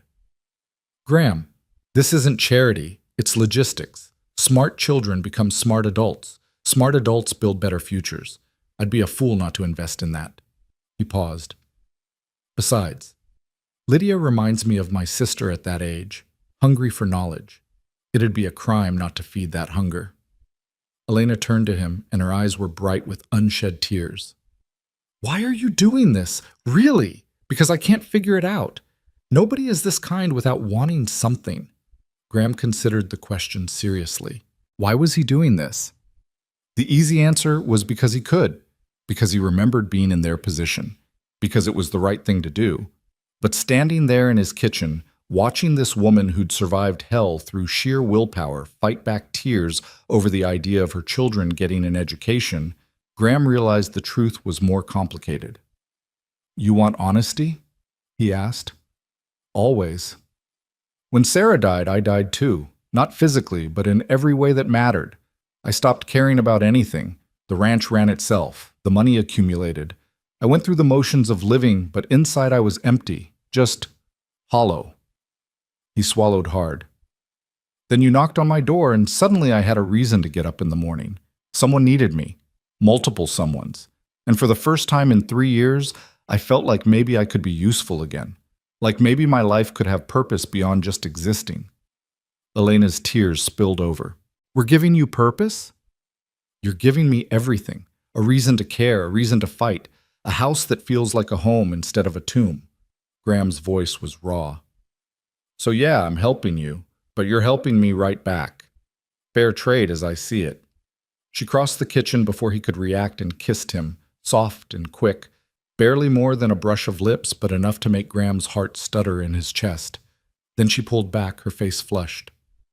Thank you, she whispered. For everything. For seeing us as people instead of problems. For giving my children a chance. For... Her voice broke. For making me feel human again. Graham's hand came up to cup her cheek, and he was stunned by how natural the gesture felt. You're the most human person I've ever met, Elena Ward. Never forget that. They stood there, caught in a moment that felt suspended outside of time, until Baby Ruth's cry echoed from upstairs. Elena jumped back, wiping her eyes quickly. I should... Go. Take care of your daughter. She fled, leaving Graham alone in the kitchen with the smell of rising dough and the ghost of her kiss still tingling on his lips. He touched his mouth, surprised to find himself smiling. Dangerous territory, this. Getting attached, letting himself care, opening himself up to the possibility of loss again. But as he heard Elena's soft voice soothing Ruth upstairs, as he thought about Lydia's fierce intelligence and the twins' boundless energy and the way this house had transformed from tomb to home, Graham couldn't bring himself to care about the danger. For the first time in 3 years, he was alive. And that, he thought, was worth any risk. The weeks that followed moved like water finding its course, sometimes smooth, sometimes turbulent, but always flowing forward. Elena grew stronger each day, the hollow places in her cheeks filling out, the shadows under her eyes fading to memory.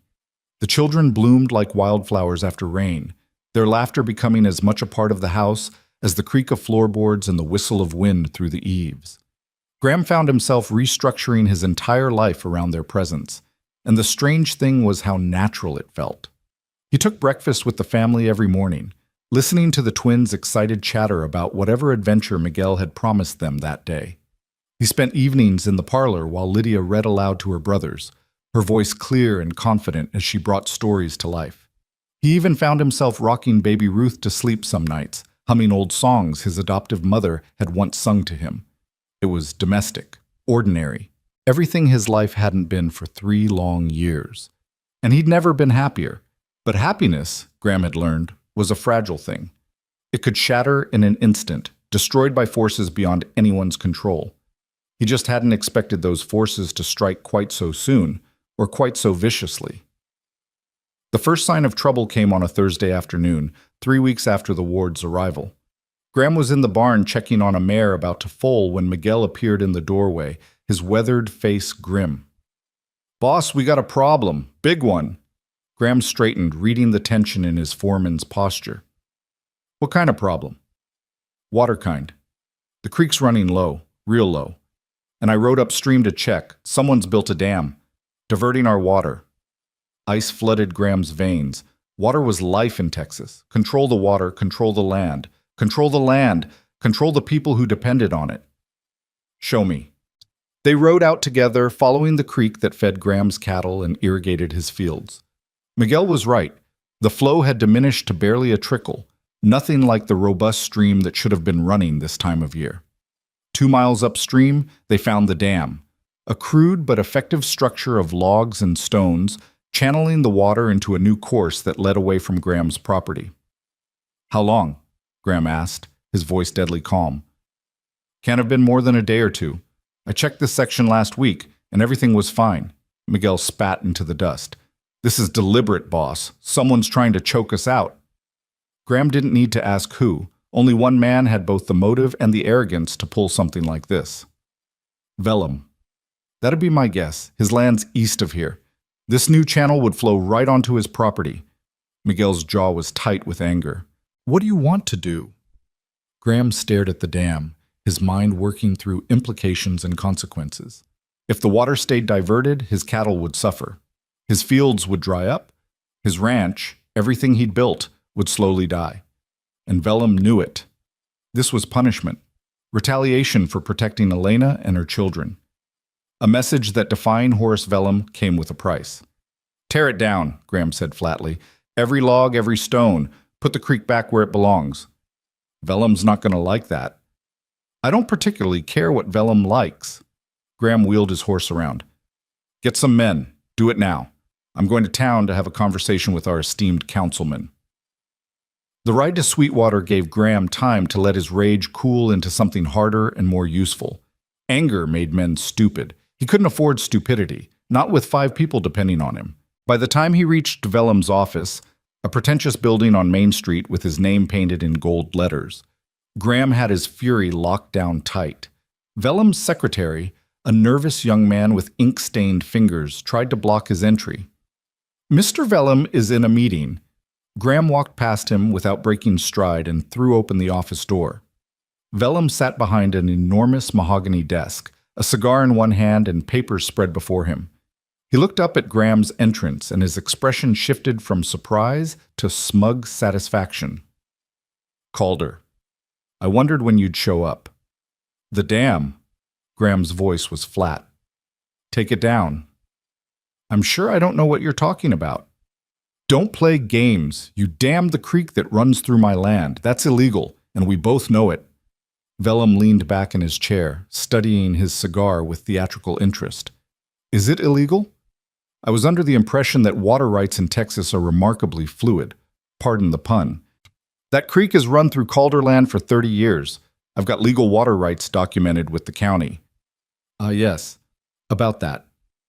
Vellum opened a drawer and pulled out a folder, spreading documents across his desk. "I've been reviewing the county records. Fascinating reading. It appears there's some ambiguity about where exactly your water rights begin and end. The upstream portion, the section where this alleged dam is located, might actually fall under disputed territory." Graham's hands clenched into fists. "That's horseshit, and you know it." "Language, Calder. We're civilized men here." Vellum's smile was poisonous. "But if you feel there's an error in the county records, you're welcome to petition for a review. Of course, that process can take months, maybe years. In the meantime," he shrugged, "water flows where it will." The threat was crystal clear. Vellum could tie Graham up in legal proceedings while his cattle died of thirst and his land turned to dust. And they both knew Graham didn't have months to wait for bureaucratic resolution. "What do you want?" Graham asked quietly. "What I've always wanted. Elena Ward and her children return to Sweetwater, where they belong. She has debts to settle, obligations to fulfill. Her debt is being paid. $30 a month, like we agreed. That wasn't an agreement. That was you forcing a solution I never accepted." Vellum stood, moving to the window overlooking Main Street. "You think you can defy me? Take what's mine. There are consequences, Calder. I tried to be reasonable, but you've left me no choice but to take more direct action. You're destroying my ranch because of a woman? I'm protecting my interests. Elena Ward belongs to me. Her husband's debt makes her mine until it's paid in full, and I prefer immediate payment." Vellum turned, his eyes cold. "So here's my offer. Return her to Sweetwater. and the water situation resolves itself. The dam comes down, your cattle drink their fill, everyone's happy. Refuse, and he smiled. Well, Texas summers are brutal without water, aren't they? Graham stared at him, seeing clearly for the first time the depth of Vellum's depravity. This wasn't about money or debt or even pride. This was about power, about owning people, about ensuring that no one, especially not a poor widow, could escape his control. No, Graham said simply. Vellum's face darkened. You're willing to lose everything over one woman?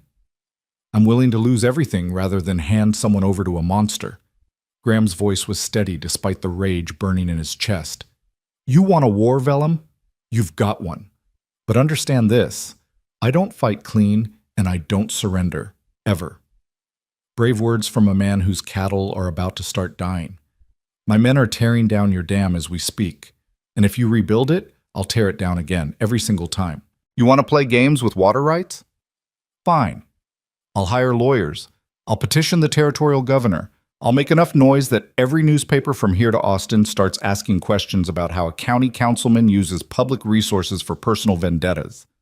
Vellum's expression flickered, just for a moment, with something that might have been uncertainty. Graham pressed his advantage. You're used to bullying people who can't fight back. Poor widows, desperate men, people without resources or connections. Graham leaned forward, his voice dropping to a dangerous growl. I'm not those people. I've got money, land, and 30 men who'd ride through hell for me. You want this fight? Bring it. But know that I'll drag you through so much mud that even your political friends won't be able to clean you up. Silence stretched between them, taut as a drawn bowstring. Finally, Vellum smiled, a cold, calculating expression that made Graham's skin crawl. You care about her? Care about the widow? It wasn't a question. That's your weakness, Calder. You've gotten attached. My feelings are none of your concern. Oh, but they are, because now I know exactly how to hurt you. Vellum returned to his desk, his movements casual. The water situation is just the beginning. There are so many ways to make life difficult. Supply shipments that mysteriously never arrive. Bank loans that suddenly come due. County inspections that find all sorts of violations. He paused. And of course, there's always the court of public opinion, a bachelor and a widow living together, unmarried. People talk. Churches disapprove. It would be such a shame if that poor woman and her children found themselves completely ostracized.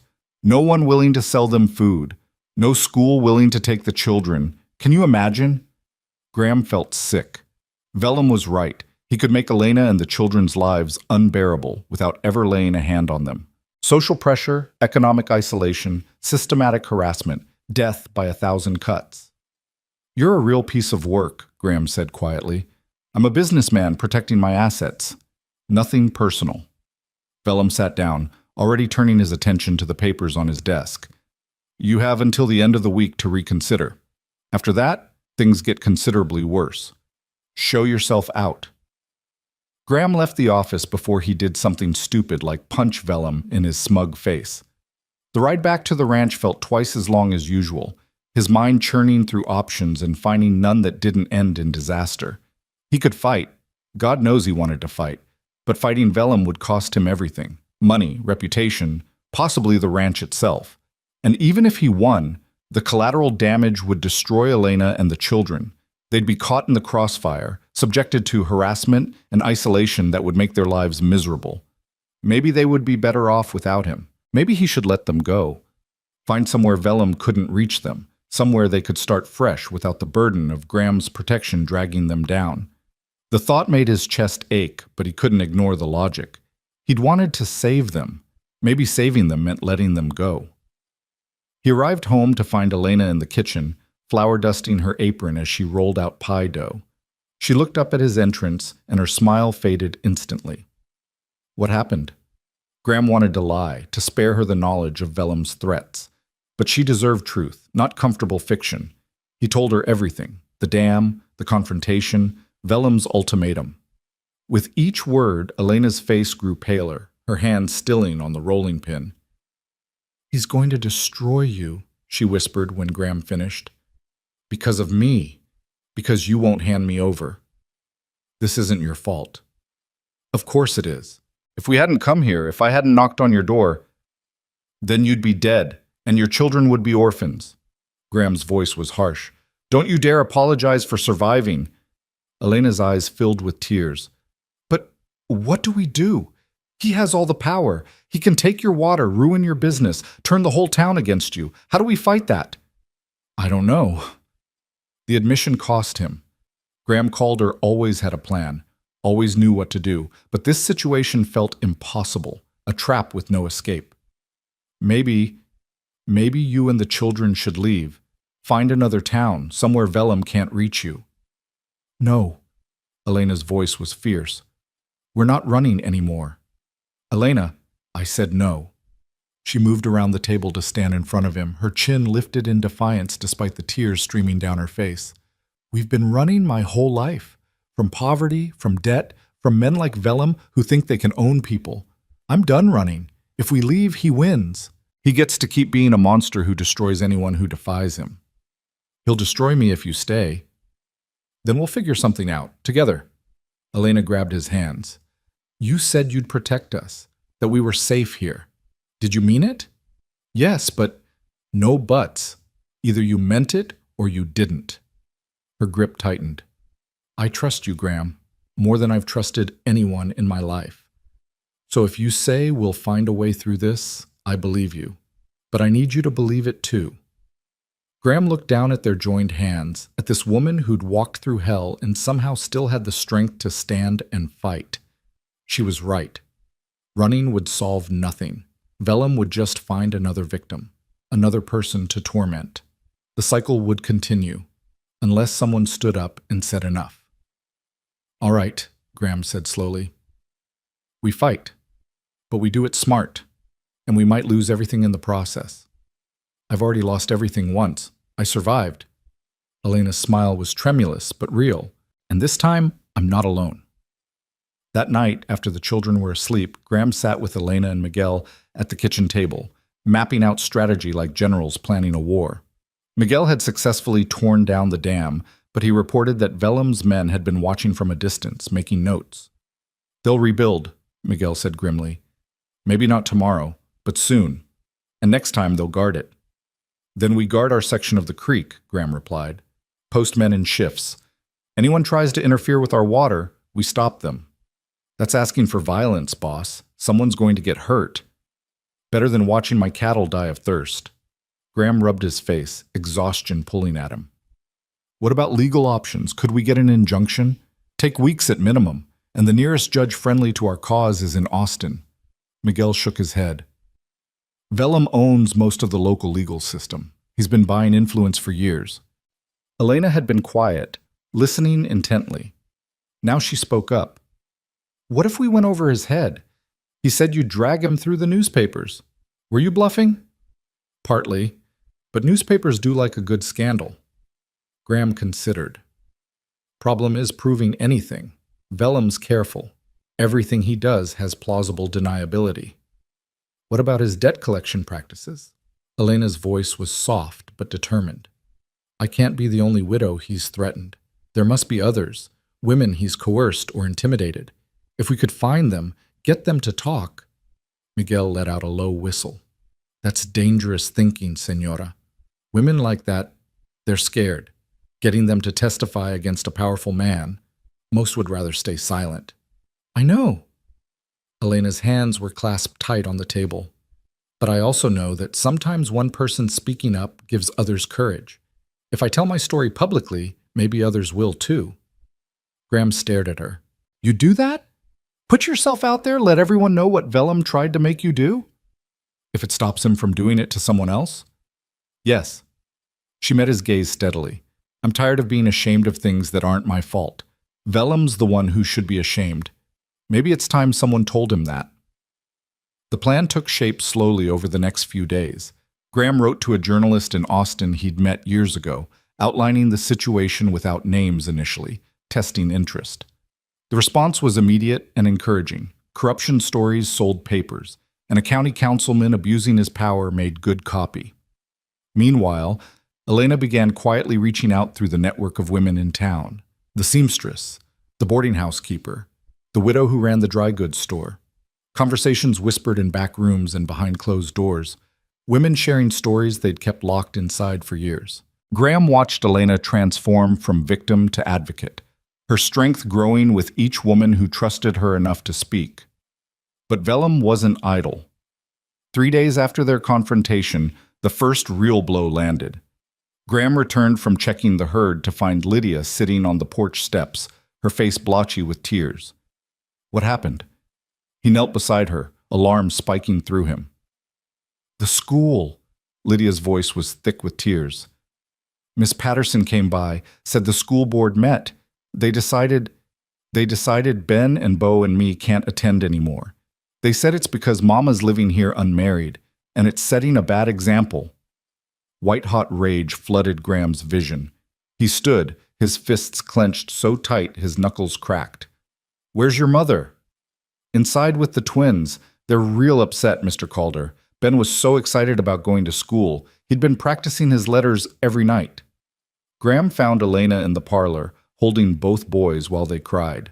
She looked up at his entrance, her face a mask of devastation. They can't go to school, she said flatly, because of me. Because people think I'm... She cut herself off, glancing at her sons. Mrs. Patterson was very clear about the reasons.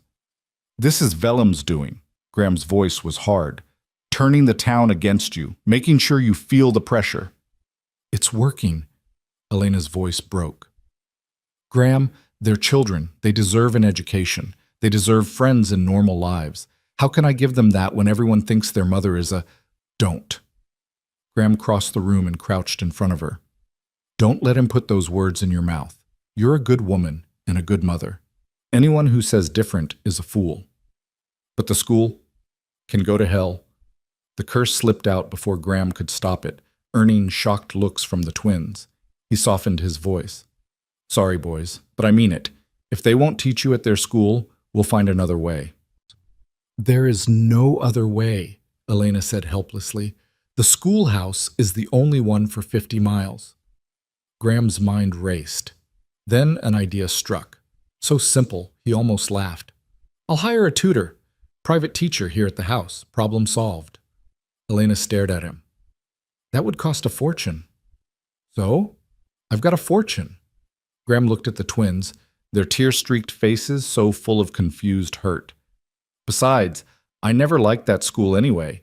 Teachers are too strict. A private tutor can actually teach you interesting things. Really? Beau, or possibly Ben, asked, his voice small and hopeful. Really. In fact, I know just the person, Miss Sarah Thornton. She taught school in Austin before moving here to care for her mother. Smart as a whip and kind as they come. I bet she'd jump at the chance to teach 3 bright children. Lydia appeared in the doorway. You'd really do that? Hire someone just to teach us? Why not? This house has 6 empty bedrooms. Miss Thornton can live here, make it proper and respectable. 2 unmarried women as chaperones. Graham stood, warming to the idea. Vellum wants to isolate you? Fine. We'll build our own world right here. School, family, everything you need. For the first time since the confrontation with Mrs. Patterson, hope flickered across Elena's face. You think Miss Thornton would agree? Only one way to find out. Sarah Thornton agreed with an enthusiasm that surprised even Graham. A spinster in her early 40s, intelligent and kind with a spine of solid steel, she'd been suffocating in Sweetwater's narrow-minded social circles for years.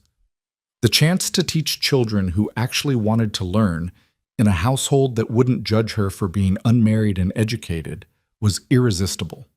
She moved into the Calder house 3 days later, bringing boxes of books and teaching materials that made Lydia's eyes go wide with delight. The transformation was immediate. Mornings became structured around lessons: reading, writing, arithmetic, history, science.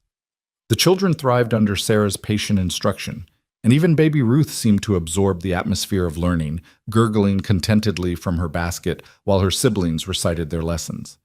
But the respite was brief. 2 weeks after Sarah's arrival, Graham woke to find Miguel pounding on his bedroom door in the pre-dawn darkness. "Boss, fire! The south barn's burning!" Graham was dressed and running before Miguel finished speaking. He burst outside to see flames leaping into the black sky, consuming the barn where they stored hay and equipment. His men were already forming bucket lines, but Graham knew immediately it was hopeless. The fire was too big, too hot, spreading too fast. "Everyone out," he roared. "Don't risk yourselves. Let it burn."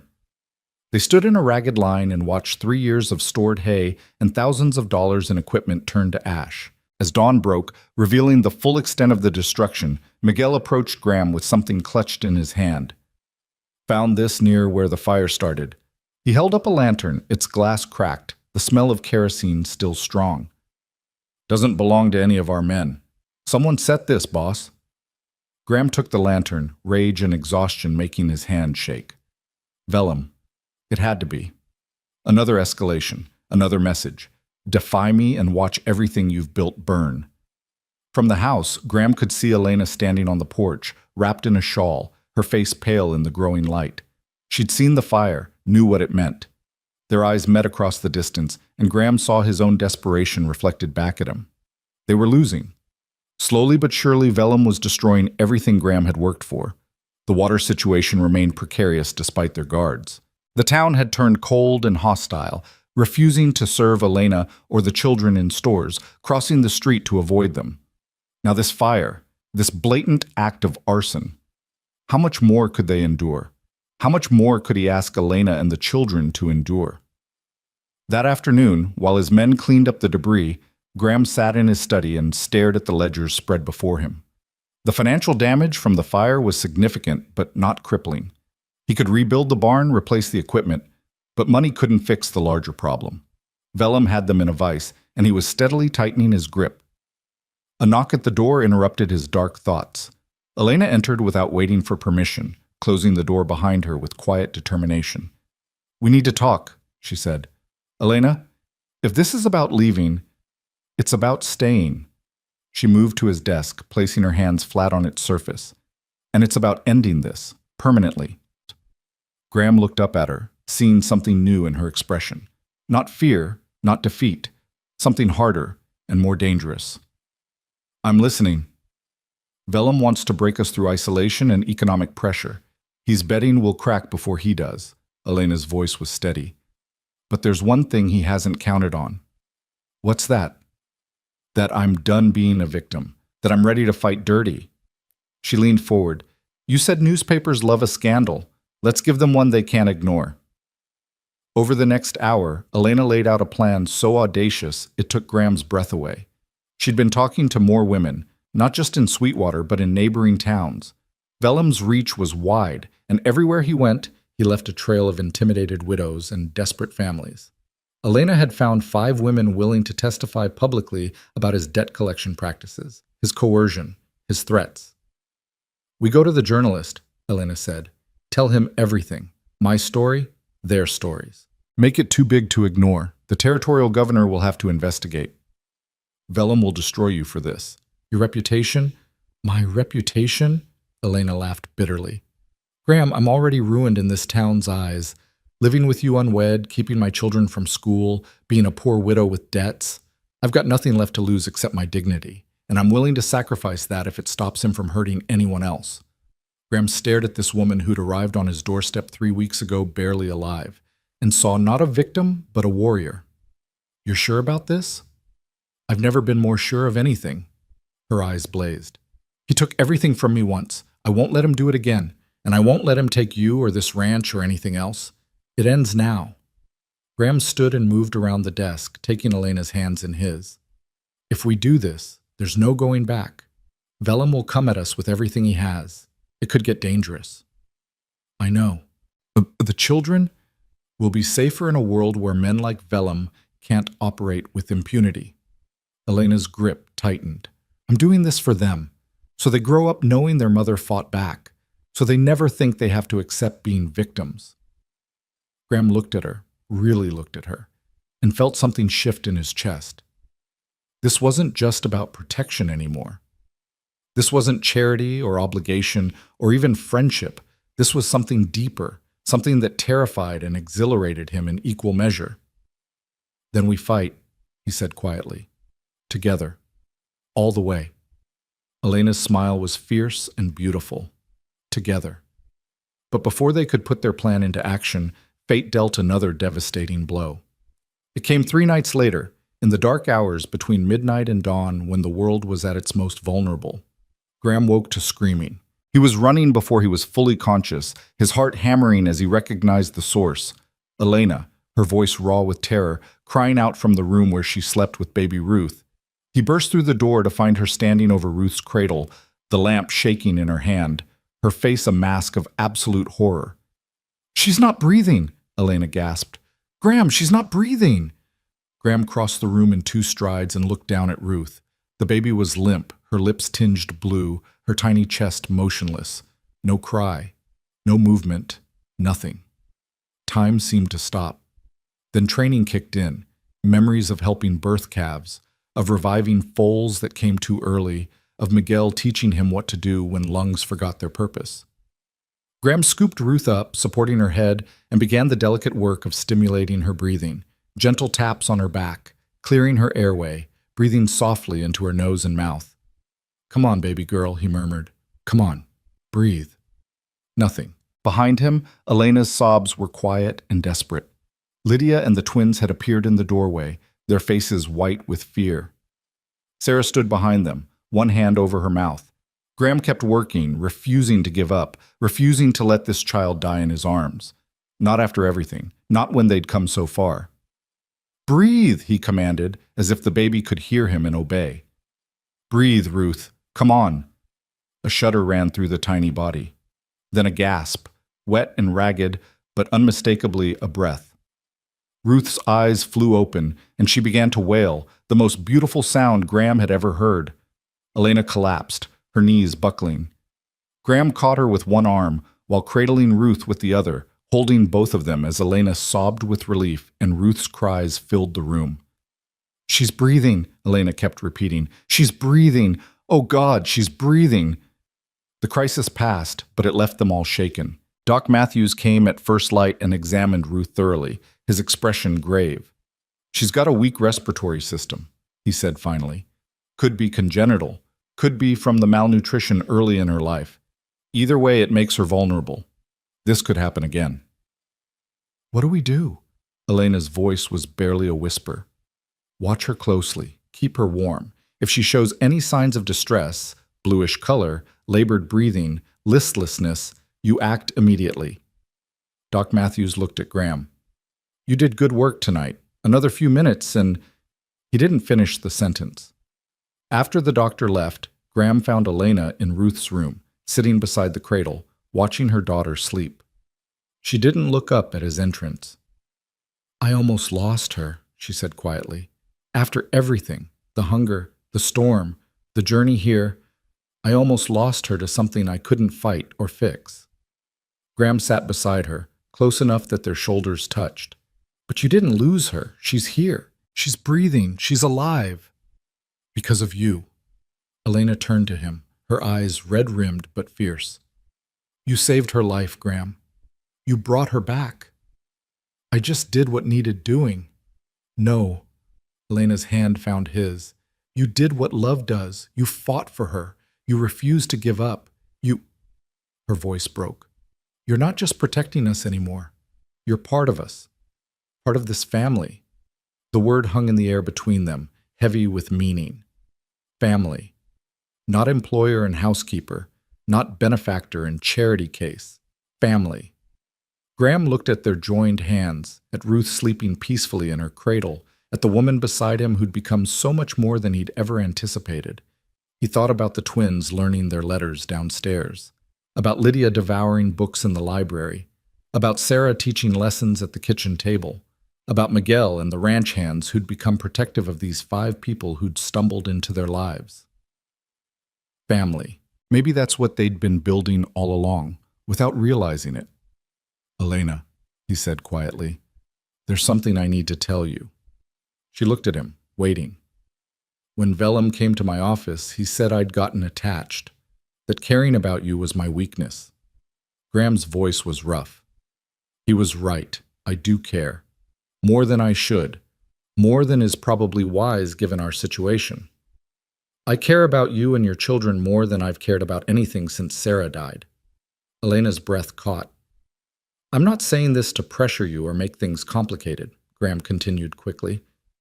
I know you're still recovering, still building a life for yourself and your kids. I'm not expecting anything. I needed you to know that this, he gestured vaguely, this isn't obligation anymore. It hasn't been for a while. Elena was quiet for a long moment, her eyes searching his face. Then she leaned forward and kissed him, slow and sweet and full of promise. I care too, she whispered against his lips. More than I should. More than is probably wise. But I don't care about wise anymore.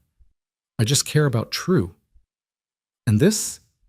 She echoed his gesture. This is true. They sat together in the quiet room, listening to Ruth breathe, and Graham felt something he'd thought lost forever.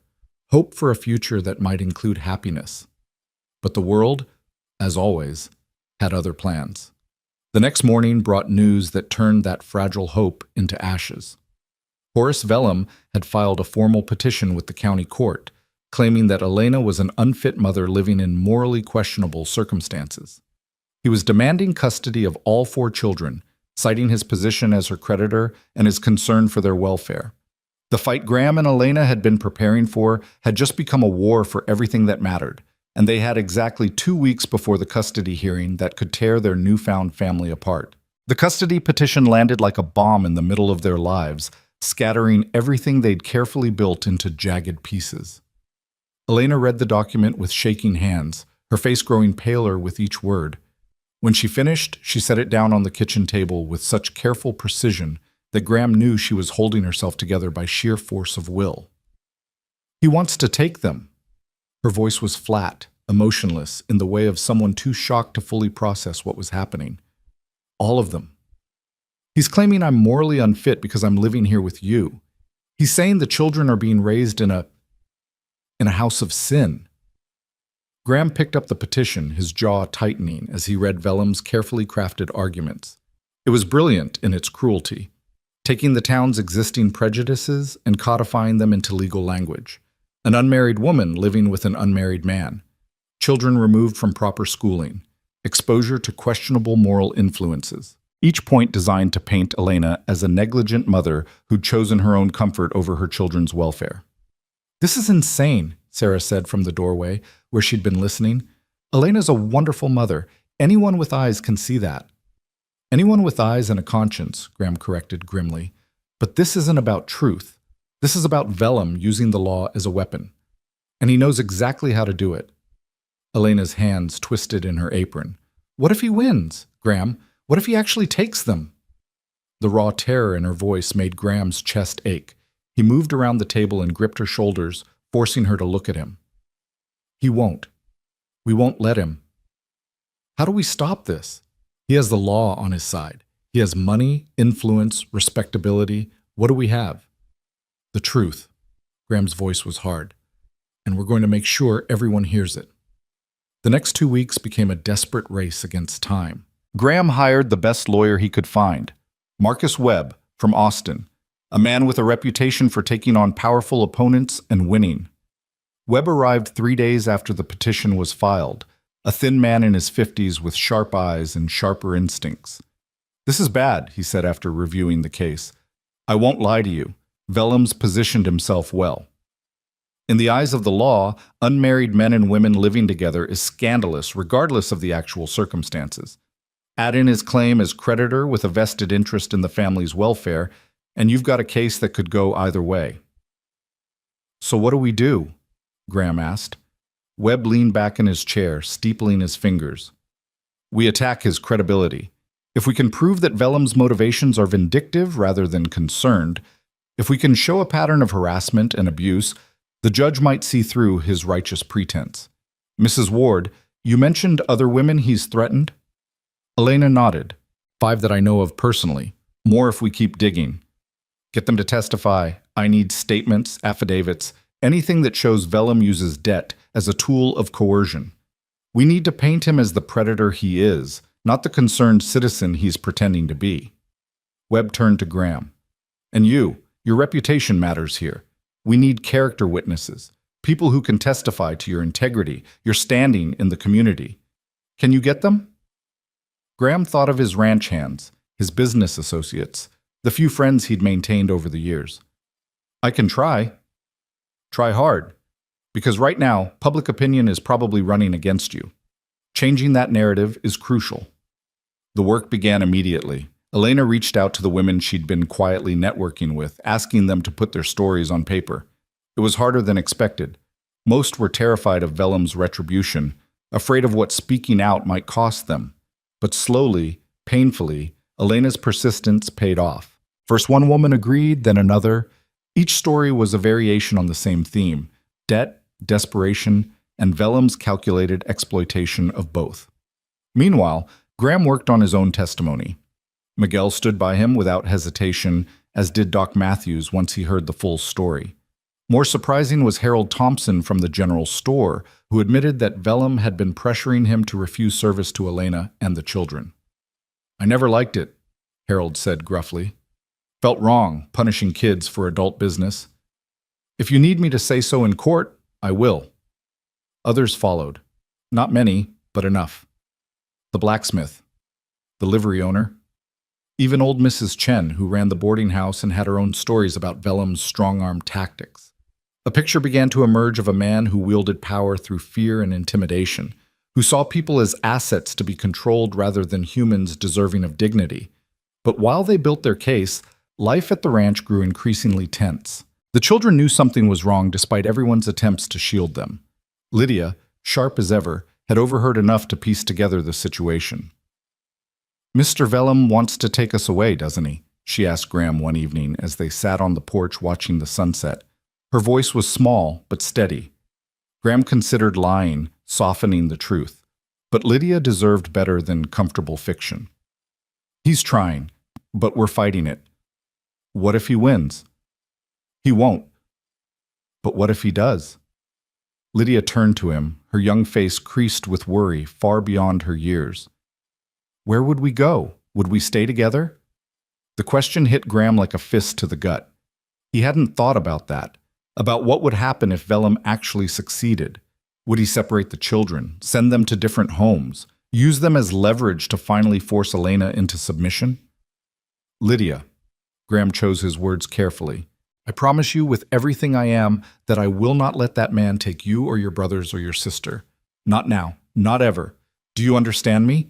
But how can you stop him if the judge says, then I'll appeal. I'll take it to a higher court. I'll fight until there's no fight left. Graham's voice was fierce. And if all legal options fail, I'll pack you all up and we'll go somewhere they can't reach us. Montana, California, hell, Canada if we have to. But I will not let Horace Vellum destroy this family. Lydia stared at him, and slowly her expression shifted from fear to something else, something that looked like trust. You really mean that? Every word. She threw her arms around his neck suddenly, squeezing tight. I don't want to leave. I like it here. I like you and Miguel and Miss Sarah. I like having a home. Graham held her, this brave girl who'd been forced to grow up too fast, and made a silent vow. Whatever it took, whatever it cost, he would protect this family. They'd become his family, not by blood but by choice, by circumstance, by the bonds forged through adversity and care. He would not fail them. The custody hearing was set for a Wednesday morning in the county courthouse. Graham woke before dawn, his stomach churning with nerves he hadn't felt since his first cattle drive. He dressed carefully in his best suit, the one he'd worn to Sarah's funeral and hadn't touched since, and came downstairs to find Elena already in the kitchen. She looked exhausted, dark circles under her eyes suggesting she'd slept as poorly as he had. But she'd dressed carefully too, in the one decent dress Sarah Thornton had helped her alter. Her hair was pulled back in a simple bun, her face scrubbed clean. She looked respectable, maternal, nothing like the wanton woman Vellum's petition had painted her as. Coffee? She offered, her voice hoarse. Please. They sat together in silence, the weight of the coming day pressing down on both of them. Upstairs, Graham could hear Sarah getting the children ready. They'd decided to bring them to court. Risky, but Webb had argued that seeing the children happy and healthy might sway the judge. Let him see what he'd be destroying if he sided with Vellum. Graham? Elena's voice broke the silence. If this goes wrong, it won't. But if it does, she reached across the table and took his hand. I need you to know, these last weeks, they've been the happiest of my life. You gave me and my children something I thought we'd lost forever. Hope, safety, a place to belong. No matter what happens today, I'll never forget that. Graham's throat tightened. Elena, let me finish. Her grip on his hand intensified. You've been everything to us. More than a protector, more than an employer. You've been the father my children needed. The partner I didn't know I was looking for. And if we get through this, if we win, I want... She faltered, color rising in her cheeks. I want to find a way for this to be permanent, real, not just an arrangement, but a life, together. Graham stared at her, his heart hammering. Was she saying what he thought she was saying? Before he could respond, footsteps on the stairs announced the children's arrival. Lydia appeared first, holding Ruth, with the twins trailing behind. They all looked nervous, dressed in their best clothes, scrubbed and combed within an inch of their lives. We ready? Ben asked, his voice small. We're ready, Graham confirmed, standing. He looked at Elena, holding her gaze. All of us. Together. The courthouse was already crowded when they arrived. News of the custody hearing had spread through Sweetwater like wildfire, and it seemed half the town had turned out to watch. Graham felt their eyes on his family as they walked through the crowd, some sympathetic, most judgmental, all curious. Vellum was already there, seated at the plaintiff's table with his own lawyer, a slick man from Dallas named Pritchard. Vellum watched them enter with a small, satisfied smile that made Graham's hands curl into fists. Remember, Marcus Webb whispered, stay calm. Don't let him provoke you. Everything we do today is about showing you're the stable, rational party here. The judge entered, a stern-looking man in his 60s named Harlan Stone. Graham knew him by reputation, fair but conservative, a stickler for propriety and traditional values.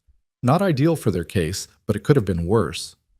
All rise for the Honorable Judge Stone, the bailiff intoned. The hearing began with Vellum's lawyer laying out their case. Pritchard was smooth, painting a picture of a desperate widow who'd fallen into an inappropriate relationship with a wealthy rancher, sacrificing her children's welfare for her own comfort. He cited the removal from public school, the isolation from the community, the questionable moral environment. These children deserve better, Pritchard concluded. They deserve a stable home with proper supervision. Mr. Vellum, as the family's creditor and a concerned member of this community, is prepared to provide that home. He's arranged for the children to be placed with respectable families who will ensure they receive proper education and moral guidance.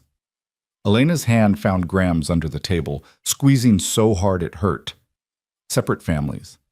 Just as Lydia had feared. Vellum wasn't planning to keep them together. He was going to scatter them like seeds, destroying their family unit entirely. Then it was Webb's turn. He stood slowly, his demeanor calm and confident. Your Honor, the plaintiff would have you believe this is a case about child welfare. It's not. This is a case about revenge, about a powerful man who's been denied something he wanted and is now using the legal system to punish those who defied him. Pritchard started to object, but Judge Stone waved him down. I'll allow it. Continue, Mr. Webb. Webb called his first witness, Doc Matthews. The doctor testified about Elena's condition when she'd first arrived at the Calder Ranch, painting a vivid picture of a woman and children on the verge of death. He spoke about their recovery, about the excellent care they'd received, about how Ruth's life had been saved by Graham's quick action. In your professional opinion, doctor, are these children being well cared for? Webb asked. Exceptionally well cared for, Doc Matthews replied firmly. They're healthy, well-fed, receiving education from a qualified tutor. They're thriving in ways I rarely see, even in traditional family settings. Next came Miguel, who testified about the children's integration into ranch life. Those boys, they work hard, but they laugh more, he said in his accented English. I see them learning, growing. They got light in their eyes now. When they first came, they looked like scared rabbits. Now they look like children should look, happy. Harold Thompson testified about Vellum's pressure tactics, about being told to refuse service to Elena and the children. Didn't sit right with me, he said. Felt like bullying, plain and simple. Then came the women, 5 of them, each taking the stand to tell their stories. A widow who'd been pressured to sign over her property. A farmer's wife whose husband's debt had been used to extort sexual favors. A young mother threatened with losing her home unless she agreed to Vellum's demands. Each story was different in details but identical in theme. Vellum used debt as a weapon, targeting vulnerable women without mercy. Pritchard tried to discredit them, suggesting they were lying, coordinating their stories. But the sheer number of similar accounts, combined with supporting documentation Webb had gathered, made dismissing them impossible. By midday, the momentum had shifted. Judge Stone's expression had grown increasingly troubled as witness after witness painted Vellum not as a concerned citizen, but as a predator. Finally, Webb called Elena to the stand. She walked to the witness box with her head high, refusing to be cowed by the dozens of eyes watching her. Webb took her through her story methodically. Her husband's death, the mounting debts, Vellum's proposition, her decision to run rather than submit. "And when you came to Mr. Calder's ranch?" Webb prompted. "We were dying," Elena said simply. "I'd given my children everything I had, every scrap of food, every drop of water. I knew I wouldn't last another day. I knocked on his door expecting, I don't know what I expected. Maybe that he'd take the children and leave me to die. But he didn't. He took all of us. He gave us shelter, food, safety. He gave us back our lives. And has he ever, at any time, behaved inappropriately toward you or your children? Never." Elena's voice rang with conviction. "He's been nothing but honorable. He hired me as his housekeeper, gave me honest work and fair pay. He arranged for a tutor when the town refused to school my children. He's protected us from Mr. Vellum's harassment. He's been," her voice caught, "he's been the best man I've ever known." Pritchard's cross-examination was brutal. He hammered at the propriety issue, at the appearance of sin regardless of actual behavior. He suggested that Elena had seduced Graham, using her children as leverage to secure his protection and resources. "Isn't it true, Mrs. Ward, that you're living quite comfortably at Mr. Calder's expense? That you've gone from destitute widow to pampered housekeeper in a matter of weeks?" Elena's eyes flashed. "Pampered?" "Sir, I work from dawn to dusk, cooking, cleaning, and caring for my children. I earn every penny Mr. Calder pays me. And as for comfort, yes, we're more comfortable than we were starving on the streets. If that's a crime, then I'm guilty as charged." "But you must admit the arrangement is irregular. The arrangement is a widow working for a widower. If that's irregular, then half the households in Texas are scandalous." Despite Pritchard's attempts to rattle her, Elena held firm. She was magnificent, strong but not aggressive, honest but not defensive. Graham watched her and felt his chest swell with pride and something deeper, something that felt dangerously close to love. When Elena stepped down, Webb called his final witness, Graham himself. Walking to the stand felt like walking through molasses, every eye in the courtroom tracking his movement. He settled into the chair and met Judge Stone's gaze directly. Webb kept his questions simple, focusing on Graham's character, his motivations, his vision for the future.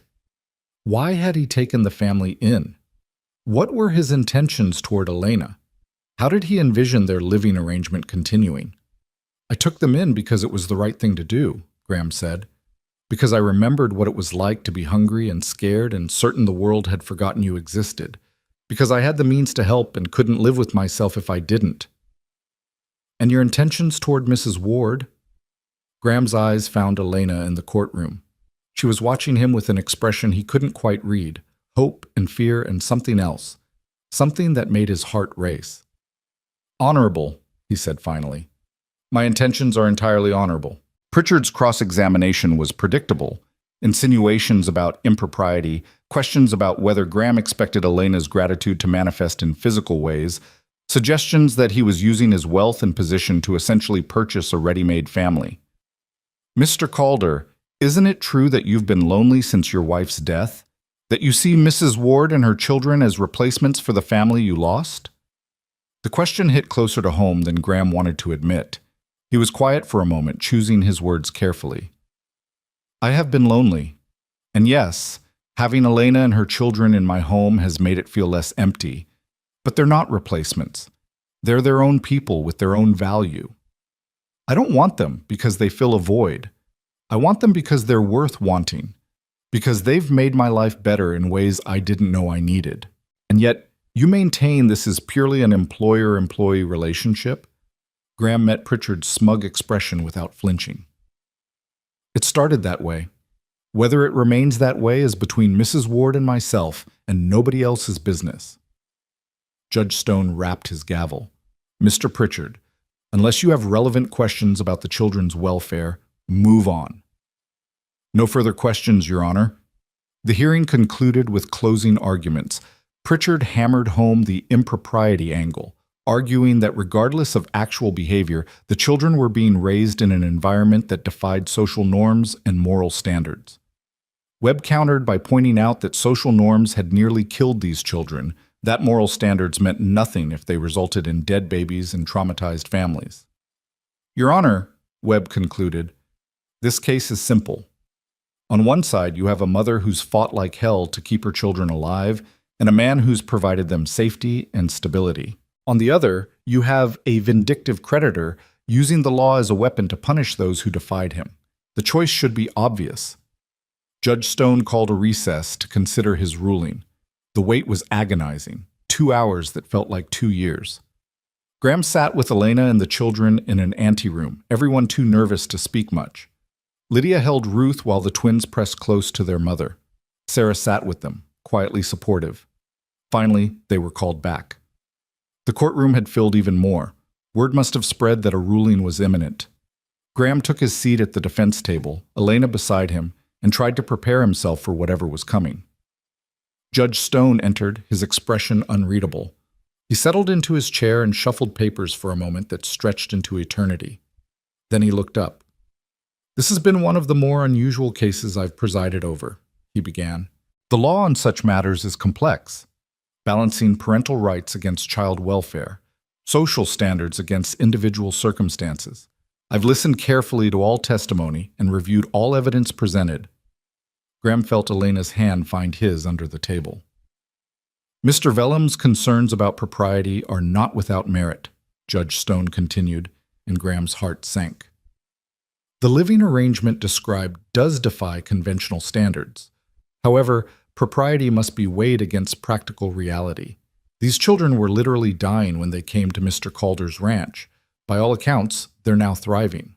Well-fed, well-educated, well-cared for. To remove them from that environment based solely on social convention would be, in my judgment, a grave injustice. Hope flickered in Graham's chest. Furthermore, the judge said, his voice hardening, I find Mr. Vellum's motivations highly suspect. The testimony regarding his treatment of other debtors paints a disturbing picture.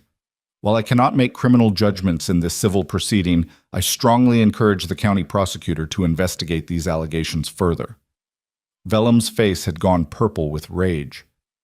As to the custody petition itself, I find it without merit. Mrs. Ward has demonstrated herself to be a capable and devoted mother. Her children are clearly well-adjusted and happy. The living arrangement, while unconventional, appears to be working well for all parties involved. Judge Stone paused, his gaze moving between Graham and Elena. However, I would be remiss not to note that this arrangement cannot continue indefinitely without addressing the propriety concerns. I will not remove the children now, but I expect this situation to be formalized within a reasonable time frame. Let's say 6 months. He rapped his gavel. Petition denied. The children remain with their mother. This court is adjourned. The courtroom erupted in noise, gasps, whispers, a few scattered cheers from Graham's supporters. But Graham heard none of it. He was too focused on Elena, who had collapsed against him, sobbing with relief. We won, she gasped. Oh God, we won. Lydia and the twins rushed forward, wrapping their arms around both of them. Sarah was crying. Miguel, who'd somehow made it into the courtroom, was grinning broadly. Even Marcus Webb looked pleased, which Graham suspected was rare for him. They'd won. The children were safe. The family stayed together. But as the celebration swirled around him, Graham's mind fixed on Judge Stone's final words. formalized within 6 months. The judge had essentially given them an ultimatum: legitimize the arrangement through marriage or face renewed scrutiny. Graham looked down at Elena, still clutching him like he was the only solid thing in a tilting world, and realized the judge had simply made explicit what had been growing between them for weeks. This wasn't just about protection anymore. This wasn't obligation or convenience or even friendship. This was love. Messy, complicated, born from desperation and crisis. But love nonetheless. The question was whether Elena felt the same way, and whether she'd be willing to marry him not because a judge demanded it, but because she wanted to. They left the courthouse to find a crowd waiting, some supportive, some still judgmental, all curious. Vellum was nowhere to be seen, which Graham counted as a blessing. The man had been publicly humiliated, his reputation as a concerned citizen thoroughly shredded. He'd be dangerous now, wounded and vengeful. But that was a problem for tomorrow. Today was for celebration. They returned to the ranch to find Miguel had organized a feast: beef, fresh bread, vegetables from the garden, even a cake that one of the ranch hand's wives had baked. The entire crew turned out to celebrate, filling the house and yard with noise and laughter and life. Graham watched it all from the porch, a glass of whiskey in his hand, and felt something settle in his chest. This was what a home should be. Not silent and empty, not a tomb for memories, but alive with people and possibility. Elena found him there as the sun began to set, painting the sky in shades of orange and gold. She stood beside him in comfortable silence for a moment, watching their children play with Miguel's kids in the yard. "Thank you," she said quietly, "for fighting for us, for refusing to give up. You did as much fighting as I did. Maybe. But you gave me a place to fight from, solid ground when I'd forgotten what that felt like." Elena turned to face him. "Graham, about what the judge said." "About formalizing the arrangement." Graham's heart rate picked up. "Elena, you don't have to, I want to." She took a breath, her eyes bright. "Not because the judge says so. Not because it's proper or convenient, but because these last weeks have shown me something I didn't think I'd ever have again. A partner. Someone who sees me as an equal, not a burden or a prize. Someone who fights beside me, not for me." "Elena, let me finish." Her smile was tremulous but real. "I know this started as charity, me knocking on your door, desperate and dying, but somewhere along the way it became something else, something real. And if you're willing, if you want this to be permanent, not just for show but for real, then so do I." Graham set down his whiskey glass with careful precision. "Elena Ward, are you proposing to me?" She laughed, the sound bright and free. "Maybe I am. Someone has to, and you looked like you might stand there overthinking it all night." I've been thinking about it since Ruth stopped breathing," Graham admitted. "Since I held her and you and realized I couldn't imagine my life without any of you in it. But I didn't want to pressure you. You've been through so much, needed time to heal and figure out what you wanted without someone else's expectations weighing on you. What I want is this." Elena gestured at the scene around them: the house, the land, the children playing, the life they'd built together. "What I want is you. If you'll have me." Graham pulled her close, his forehead resting against hers. "Elena Ward, I would be honored to have you, as my wife, my partner, my family, all of it." She kissed him then, soft and sweet and full of promise, and Graham tasted salt on her lips, tears, but happy ones this time. When they finally pulled apart, he saw Lydia watching from the window, her face lit with joy. She'd been worried about their future, about where they'd go and whether they'd stay together. Now she knew. They were staying together, forever. The celebration continued late into the night, but eventually the guests departed, the children were put to bed, and Graham found himself alone in his study with a glass of whiskey and a mind full of plans. Tomorrow he'd ride into town and buy a ring. Next week he'd talk to the preacher about a wedding. They'd do it properly this time. No more questions about propriety, no more ammunition for people like Vellum. A knock on the door interrupted his thoughts. Miguel entered, his hat in his hands. "Boss, got a minute?" "Of course." Miguel settled into the chair across from Graham's desk. "Heard about the engagement. About time, if you ask me." Those two have been circling each other like nervous horses for weeks. Graham smiled. That obvious? To anyone with eyes. Miguel's expression grew serious. But there's something you need to know. I had some of the boys watching Vellum's place after the hearing. He left town about an hour ago, headed east with two men I didn't recognize. Could be nothing, but you don't think it's nothing. No, boss, I don't. That man's not going to take this loss lying down. He's been publicly humiliated, lost face, had his reputation shredded. Men like that, they get dangerous when cornered. Graham nodded slowly. He'd been thinking the same thing. The victory in court was just one battle. The war with Horace Vellum was far from over. Double the guards on the property, he ordered, especially near the house and the creek. Tell the men to be alert for anything unusual. And Miguel, thank you for everything, for standing by us when it would have been easier to stay out of it. Miguel stood, settling his hat back on his head. You're a good man, boss. And that lady and those kids, they're good people. Wasn't even a choice. After Miguel left, Graham sat for a long time in the quiet of his study, thinking about the future. They'd won today, but at what cost? Vellum was still out there, still dangerous, still capable of causing harm. The judge's investigation might lead somewhere, but powerful men had a way of avoiding consequences. They'd have to stay vigilant, stay together, stay strong. But for the first time in 3 years, Graham had something worth fighting for. Not just land or cattle or money, but family, love. A future that held more than just empty rooms and painful memories. He finished his whiskey and climbed the stairs to his bedroom. Passing Elena's room, he heard her soft voice singing a lullaby to Ruth. The sound wrapped around him like a warm blanket, and Graham smiled. Tomorrow would bring its own challenges. Vellum would plot his revenge. The town would continue to gossip. Life would keep being complicated. But tonight, they were safe. They were together. They were home. And sometimes that was enough.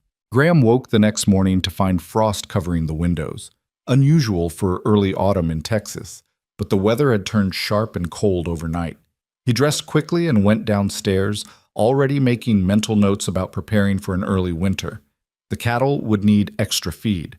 The barn repairs from the fire still weren't complete.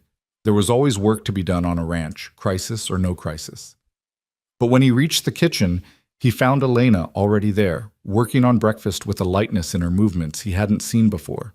She hummed while she worked, and when she saw him, her smile was radiant. "Morning," she said, and there was something new in her voice, a joy that hadn't been there yesterday, before the hearing, before their conversation on the porch. "Morning." Graham moved to the coffee pot, pouring himself a cup. "Sleep well?" "Better than I have in months, maybe years."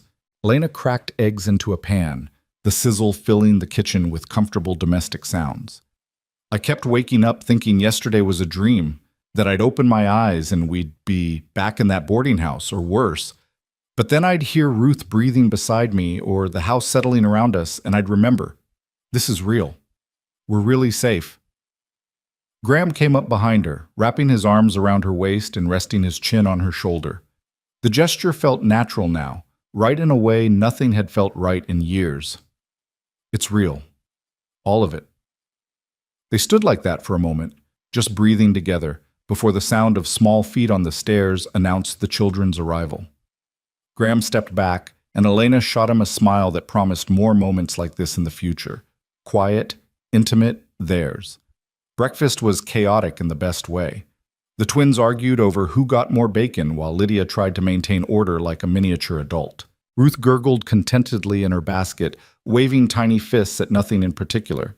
Sarah joined them, looking more relaxed than Graham had seen her since the custody hearing was announced. "So," Sarah said, buttering her toast with studied casualness, "I heard a rumor that congratulations might be in order." Elena blushed, and Lydia's head snapped up. "What kind of congratulations?" Graham and Elena exchanged glances. They hadn't discussed when to tell the children, but there was no point in waiting. This affected them as much as anyone. "The kind where your mother and I are getting married," Graham said simply. The reaction was immediate and overwhelming. Lydia shrieked with delight. The twins whooped and high-fived each other, and even Ruth seemed to sense the excitement, squealing along with her siblings. They bombarded Graham and Elena with questions. When? Where? Could they be in the wedding? What would they wear? Would this mean Mr. Calder was their father now? Slow down, Elena laughed, but her eyes were wet. One question at a time. When? Lydia demanded. Please say soon. Please say you're not going to make us wait forever. Graham looked at Elena, raising an eyebrow in question. They hadn't discussed timing either. Elena bit her lip, thinking, then smiled. A month? Is that too soon? A month sounds perfect, Graham agreed. A month would give them time to plan properly, but not so long that doubt or fear could creep back in. Not so long that Vellum could orchestrate another attack. The thought of Vellum sobered him slightly. Miguel's warning from last night still echoed in his mind. The man had left town with unknown associates, and men like Horace Vellum didn't accept defeat gracefully. They'd won in court, but Graham had been in enough fights to know that victories could be temporary if you didn't stay vigilant. After breakfast, while Elena started planning the wedding with Lydia and Sarah, Graham rode out to check on his men. The increased guards were in place, watching the property's perimeter and the water sources with careful attention. Everything seemed quiet, almost too quiet, but Graham forced himself not to see threats in every shadow. He found Miguel near the creek, supervising a group of hands as they reinforced the banks and cleared debris. The foreman looked up at Graham's approach, wiping sweat from his brow despite the cold morning air. All quiet, boss. No sign of Vellum or his men. Keep watching anyway. That man's not done with us. Agreed.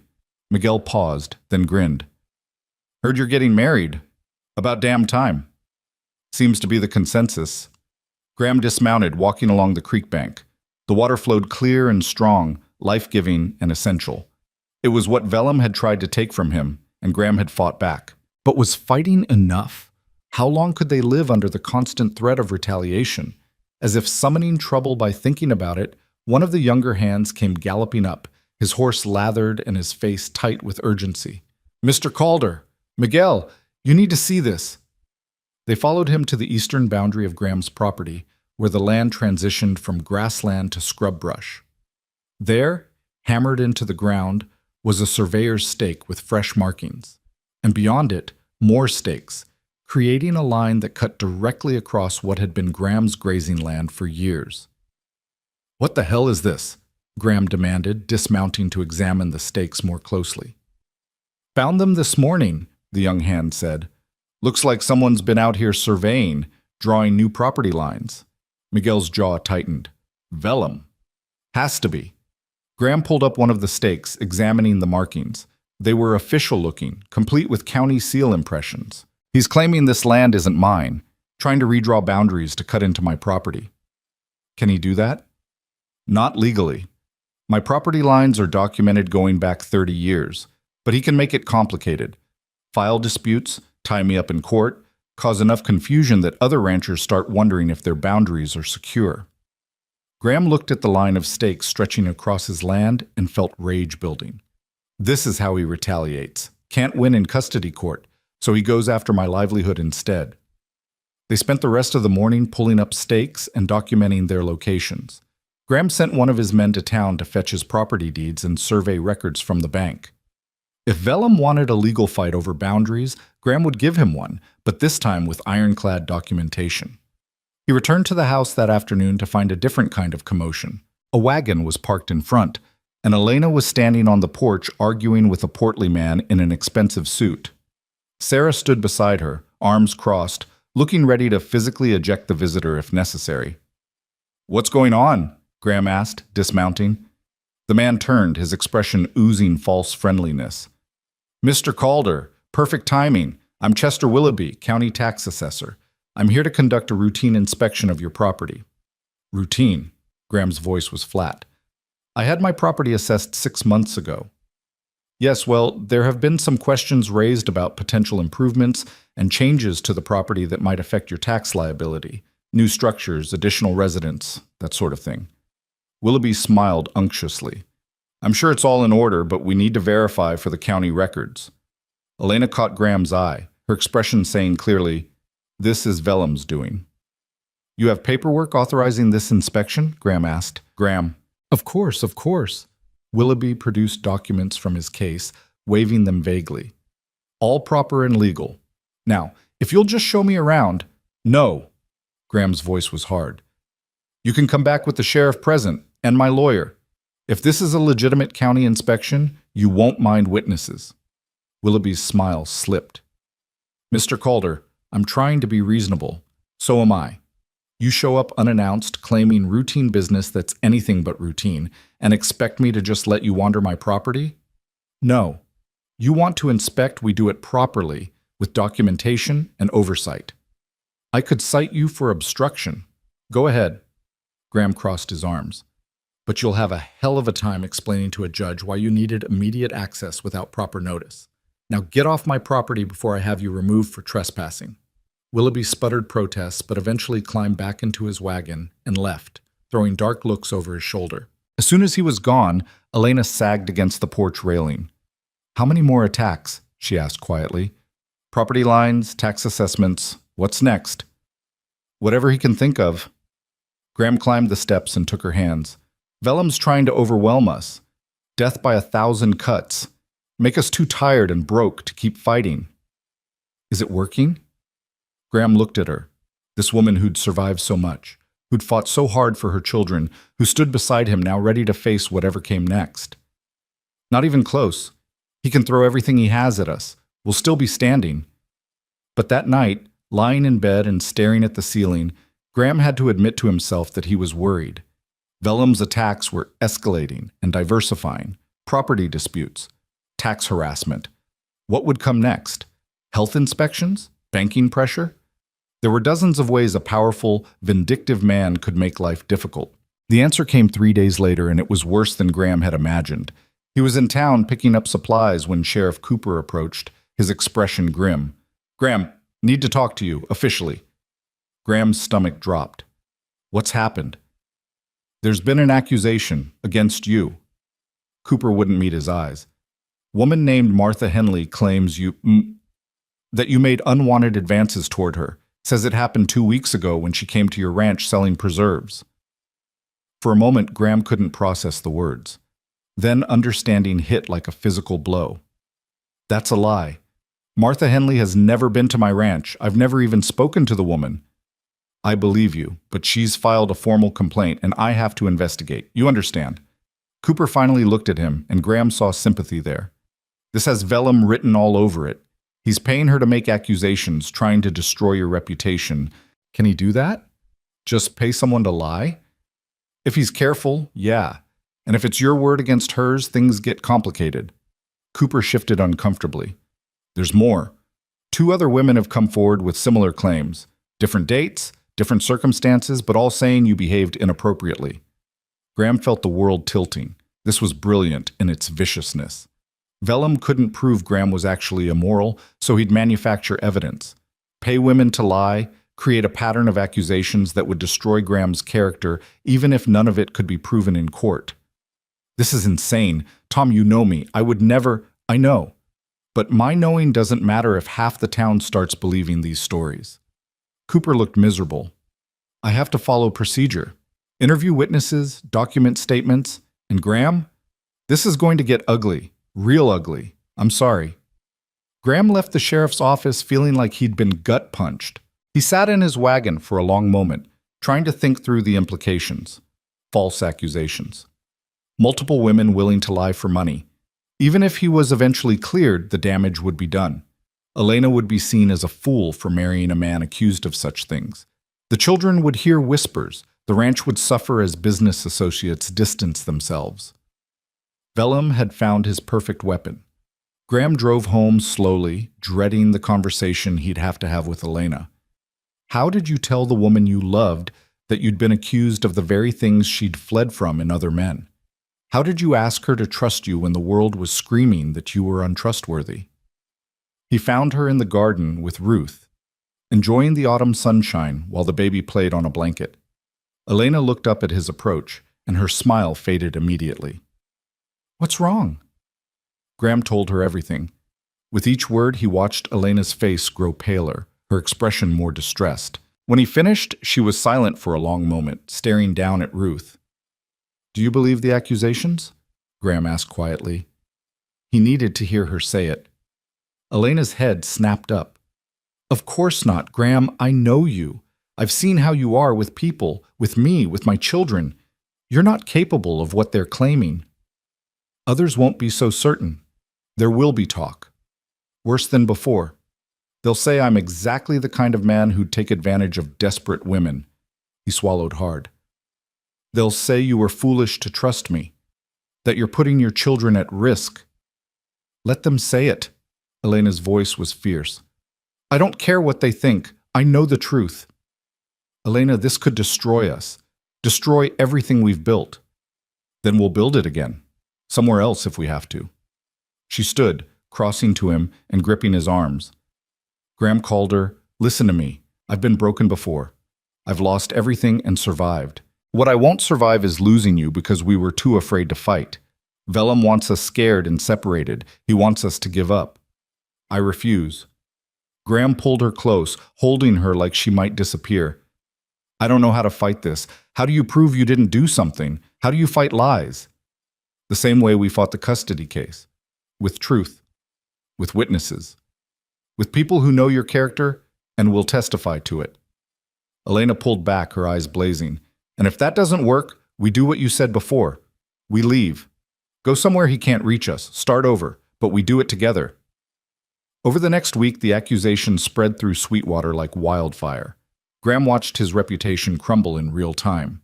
Business associates suddenly became too busy to meet with him. Suppliers delayed orders. Even some of his ranch hands looked at him with new uncertainty, wondering if the accusations might have merit. The wedding planning ground to a halt. The preacher who'd agreed to perform the ceremony sent a polite note saying he couldn't in good conscience proceed until the accusations were resolved. Elena's fragile acceptance in town evaporated completely.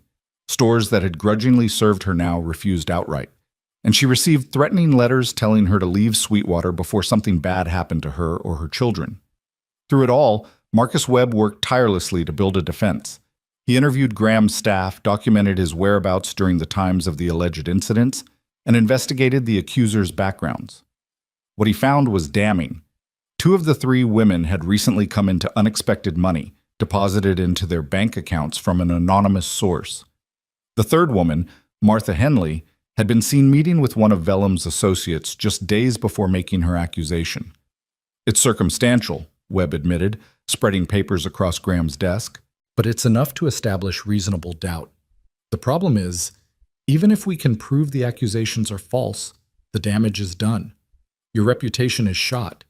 Elena's position is worse than ever, and Vellum walks away clean because we can't definitively prove he orchestrated it. So what do we do? Graham asked. That depends on what you're willing to sacrifice. Webb leaned back, studying Graham thoughtfully. Option 1. We fight this out in court. It'll take months, maybe years. Even if we win, the shadow of accusation never fully goes away. Option 2. You leave.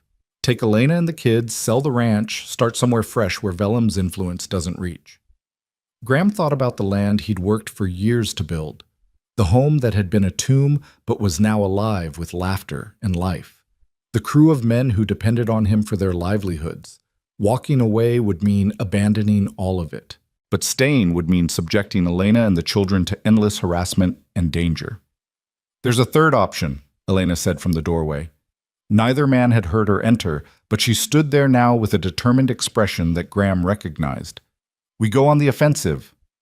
Elena, Graham started. No, hear me out. She moved into the room, setting down a folder thick with papers.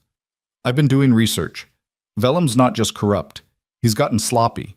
He's been using his position on the county council to enrich himself for years, buying property below value after forcing sales through debt collection, taking kickbacks from contractors, even embezzling county funds. Webb sat up straighter. You can prove this? I've got documentation, records that some of the women I've been working with helped me access, ledgers that don't match official reports, property transfers that look suspicious. It's not perfect, but it's enough to warrant a formal investigation. If we go public with this, Vellum will know it came from you, Graham said. He'll retaliate. He's already retaliating. At least this way we're fighting back instead of just defending. Elena's jaw was set. I'm tired of being his victim. I'm tired of watching him hurt people and getting away with it because everyone's too scared to stand up to him. It ends now." The decision was made. Webb would take Elena's evidence to the territorial prosecutor in Austin, bypassing local corruption entirely. Simultaneously, Graham would contact the journalist he'd corresponded with earlier, providing the full story, not just about Vellum's harassment of Elena, but about his years of corruption, the false accusations, the systematic abuse of power. It was risky. If they failed, Vellum would crush them. But if they succeeded, they'd free not just themselves, but every person living under his shadow of fear. The article ran 3 weeks later in the Austin newspaper, picked up by papers across Texas. The headline read, "County Councilman's Reign of Terror, How One Man Used Debt and Power to Control a Texas Town." The journalist had done thorough work, interviewing multiple sources and uncovering even more evidence of Vellum's corruption than Elena had found. The response was immediate and explosive. The territorial prosecutor announced a formal investigation. The county council suspended Vellum pending the outcome. Several of his business associates distanced themselves publicly, claiming they'd had no knowledge of his activities. And most satisfying of all, the 3 women who'd accused Graham recanted their statements, admitting they'd been paid to lie. But Vellum himself remained silent. He'd disappeared from Sweetwater the day the article was published, and no one seemed to know where he'd gone. Graham tried to feel relief, but he couldn't shake the sense that this wasn't over. Wounded predators were the most dangerous kind. The feeling proved prophetic. 4 nights after the article ran, Graham woke to the smell of smoke. He was on his feet instantly, his heart hammering. Smoke meant fire, and fire on a ranch meant disaster. He pulled on pants and boots, yelling for everyone to wake up as he ran for the stairs. Miguel was already pounding on the front door, shouting warnings. "The barn! The main barn's on fire!" Not again. Graham's mind flashed to the south barn burning weeks ago, but this was worse. The main barn housed their breeding stock, their most valuable horses, equipment they couldn't afford to lose twice. And worst of all, the hay stored there would burn like a torch, spreading flames to other structures if they weren't careful. "Get everyone out of the house," Graham shouted to Elena, who'd appeared at the top of the stairs with Ruth in her arms.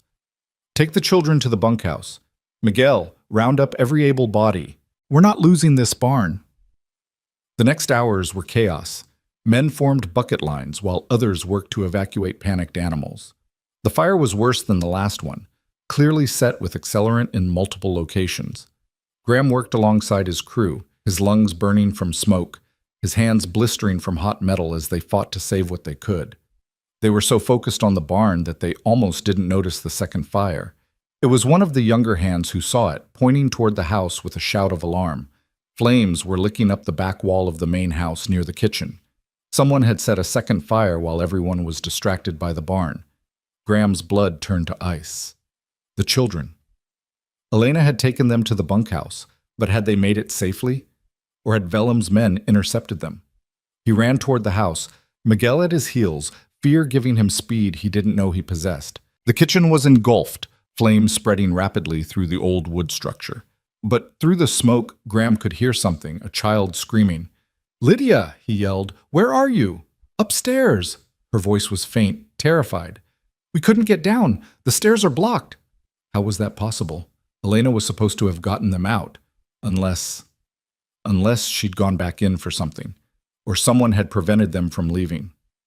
Graham didn't waste time thinking. He grabbed a wet blanket from the bucket line, wrapped it around himself, and plunged into the burning building. The smoke was blinding, the heat intense enough to make his skin feel like it was blistering even through the blanket. He found the stairs. Lydia was right. They were blocked by fallen timbers, deliberately placed to trap anyone upstairs. This wasn't just arson. This was attempted murder. "Lydia, can you get to a window?" "The window's stuck. Mama's trying to open it, but it won't move." Graham changed course, running back outside and around to the side of the house. The second-story windows were too high to reach normally, but there was a trellis Sarah had been training roses on. It wouldn't hold his weight, but maybe. He found a ladder in the chaos, dragging it to the wall and propping it up. It was too short by several feet, but combined with the trellis, he might make it. Graham climbed with reckless speed, feeling the ladder shift beneath him, hearing the trellis crack under his grip. But he pushed upward. driven by the terror of losing this family he'd only just found. His hand caught the windowsill. Through the smoke-stained glass, he could see Elena struggling with the window latch while the twins huddled behind her and Lydia held Ruth. The baby was crying, her face red with the effort. Graham smashed the window with his elbow, ignoring the bite of glass, and reached inside to help Elena with the latch. Together they forced it open and fresh air rushed in, feeding the flames somewhere inside the room. "Lydia first," Elena said, her voice hoarse with smoke. "Take her. All of you, now. The house is coming down." They worked with desperate efficiency. Lydia climbed out first, Graham guiding her to the trellis and teaching her how to climb down. The twins went next, more sure-footed than he'd expected, motivated by terror into bravery. Then Elena, passing Ruth through the window first before climbing out herself. Graham was about to follow when he heard it, a voice from deeper in the house calling for help. Sarah. They'd forgotten about Sarah. "Get down!" he yelled to Elena. "I'll get her." He climbed back through the window into the inferno.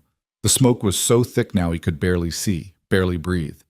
He dropped to his hands and knees, remembering that air was cleaner near the floor, and crawled toward the sound of Sarah's voice.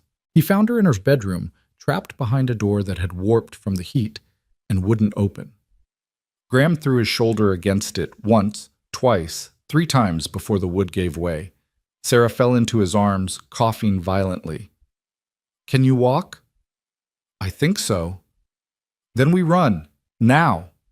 They stumbled through the smoke together, Graham half carrying Sarah as they navigated by memory and desperate instinct. The stairs were fully engulfed now. No way down that route. They'd have to use the window. But when they reached the room, they found their exit blocked. The trellis had given way completely, and the ladder had fallen or been moved. They were trapped on the second floor of a burning building with no clear way down. Graham looked around wildly. The roof. If they could reach the roof, maybe they could jump to the lower section over the porch. It was risky as hell, but staying here meant certain death. He smashed out another window, this one leading to the sloped roof above the parlor. "Come on!" They climbed out into cold night air that felt like a blessing after the heat inside. The roof tiles were slick, the angles steep. Graham held Sarah's hand as they edged along, hearing the house groan and shift behind them as fire consumed its structure. Below, he could see his crew still fighting the barn fire, unaware of the drama playing out above them. Elena stood with the children near the bunkhouse, her face turned upward, watching. Even from this distance, Graham could see her terror. They reached the edge of the roof above the porch. It was still a 10-foot drop to the ground, enough to break bones if done wrong, but the alternative was burning alive. "We jump on 3, Graham said. "Together. Try to roll when you hit." "Graham." No time to argue. 1, 2, 3. They leaped, and for a moment Graham felt weightless, suspended between one life and another. Then the ground rushed up, and impact drove the air from his lungs. He rolled instinctively, feeling something in his shoulder crunch but not stopping until he'd cleared the danger zone. Sarah had landed beside him, groaning but conscious. Miguel was there instantly, helping them both up and pulling them away as part of the roof collapsed inward with a shower of sparks. Elena reached him seconds later, throwing her arms around him with such force they both nearly fell. She was crying and cursing him in equal measure, calling him an idiot and a hero and everything in between. "You could have died," she sobbed. "You could have died and left us and—" "But I didn't!" Graham held her tight, looking over her shoulder at his house, his home, burning to the ground. Years of memories, everything he'd built, reduced to ash. But his family was safe. Every person he cared about had made it out alive. And that, in the end, was all that mattered. The fires burned through the night. By dawn, both barns and most of the main house were destroyed. The damage was catastrophic, hundreds of thousands of dollars in losses, years of work reduced to smoking rubble. Graham stood in the gray morning light surveying the destruction and felt oddly calm. "Boss?" Miguel approached, his face grim and soot-stained. "Found something you need to see." He led Graham to the tree line beyond the house where the ground was disturbed. Footprints, boot marks, and most damning of all, a monogrammed handkerchief dropped in haste, marked with the initials HV Horace Vellum, had been here. Had probably set the fires himself, or watched while his hired men did. He'd tried to burn Graham out, and when that hadn't worked fast enough, he'd tried to murder the family inside. "That's enough evidence for the sheriff," Miguel said. "Hell, it's enough evidence for a lynch mob if you wanted." Graham stared at the handkerchief, feeling rage and exhaustion war inside him. He was so tired of fighting, so tired of looking over his shoulder, waiting for the next attack. How much more could they endure? But then he felt a small hand slip into his. Lydia, her face streaked with soot and tears, looking up at him with absolute trust. Behind her stood the twins, and Sarah holding Ruth, and Elena watching him with those fierce eyes that had first captivated him. His family, battered but unbroken, together. "We take this to the sheriff," Graham said quietly. "We do it legal and proper. No lynch mobs, no vigilante justice. We let the law handle it." Within hours, Sheriff Cooper had assembled a posse and ridden out in search of Vellum. They found him at his ranch house, drunk and defiant, surrounded by evidence of his crimes. The arrest was anticlimactic. No dramatic shootout or chase, just a broken man being led away in chains while his empire crumbled around him. The trial that followed was swift and merciless. Vellum's corruption was laid bare for all to see. The embezzlement, the extortion, the violence. Witness after witness testified to his crimes, and the evidence Elena had gathered proved instrumental in securing convictions on multiple counts. He was sentenced to 20 years in prison, effectively a life sentence for a man his age. His assets were seized to pay restitution to his victims, including Elena. The debt that had started this whole nightmare was officially forgiven, and she received additional compensation for the harassment she'd endured. But the money meant little compared to the knowledge that Horace Vellum could never hurt anyone again. In the weeks following the trial, Graham and his crew worked to rebuild. The community, shamed by their role in ostracizing Elena and the children, rallied to help. Suddenly, everyone wanted to contribute to the rebuild, to show they'd been on the right side all along. Graham accepted their help with weary grace, too exhausted to hold grudges. The new house rose from the ashes of the old, bigger and brighter and built to last. They incorporated elements Elena suggested: a larger kitchen, more bedrooms, a library that made Lydia gasp with delight. It wasn't just Graham's house anymore. It was their house, their home. 6 weeks after Vellum's sentencing, on a crisp December morning, Graham Calder and Elena Ward were married in the parlor of their new house. The ceremony was small, just family and the closest friends who'd stood by them through everything. The preacher who'd refused before now officiated with embarrassed enthusiasm, and the town that had shunned them watched from a respectful distance, not invited but not forbidden. Elena wore a simple cream dress that Sarah had sewn, with wildflowers in her hair despite the season. She was beautiful in a way that had nothing to do with the dress or flowers, and everything to do with the joy radiating from her face. When Graham took her hands and spoke his vows, his voice was steady and sure.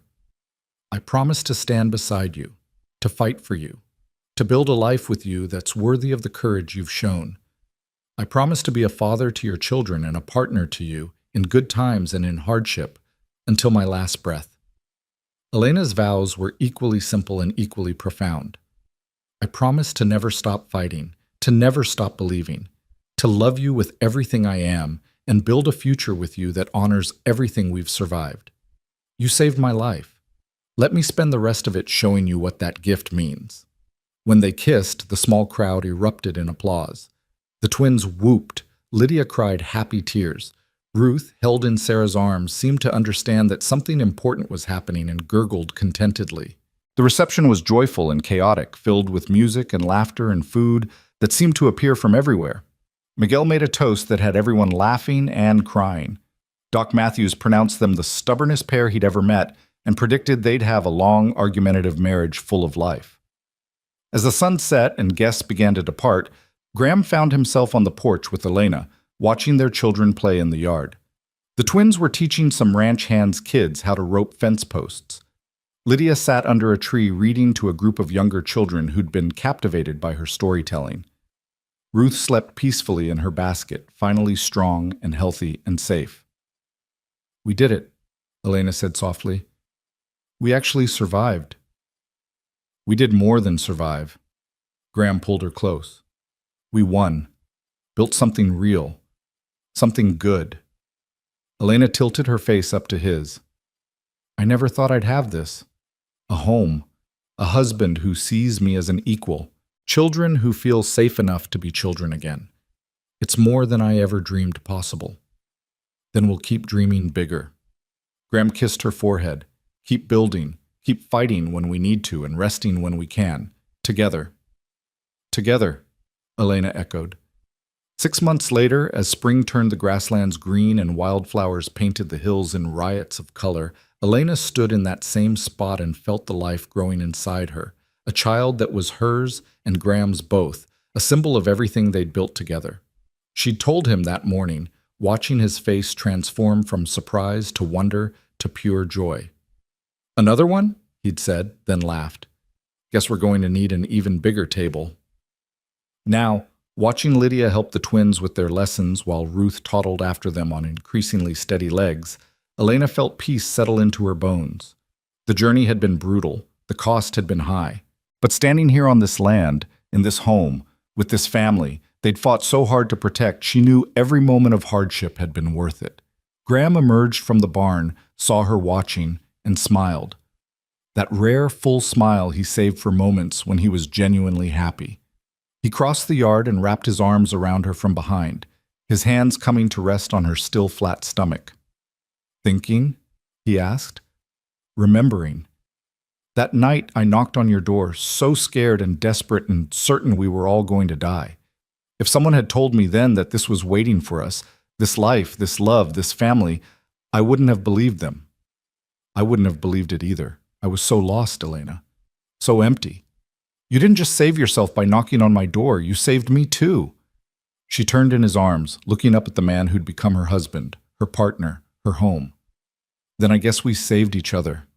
Best deal I ever made, Graham said, and kissed her while their children played and the Texas sun shone warm and bright on the life they'd built from ashes and courage and love.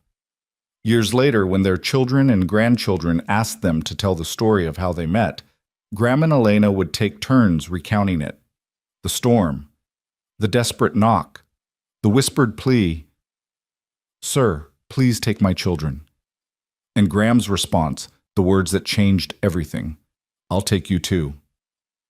It became family legend, told and retold, the foundation story of the Calder family. But the ending was always the same. Not the dramatic rescues or the courtroom victories or even the wedding, but the quiet truth that emerged from all of it. Sometimes they would say, the family you're born into isn't the one you're meant for.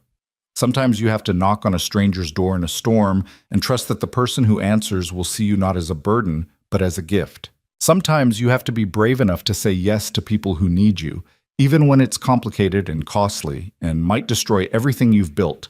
Because in the end, what's the point of building anything if there's no one to share it with? The Calder Ranch thrived for generations, growing and prospering under the careful stewardship of Graham and Elena, and eventually their children. The story of its founding, of a starving mother and a lonely widower who chose courage over fear, love over isolation, became the bedrock of everything that came after. And on quiet evenings, when the wind whispered through the grass and the stars emerged one by one, you could almost hear it. The echo of that desperate knock, the ghost of that whispered plea, and the answer that changed everything. "Sir, please take my children." "I'll take you too, forever."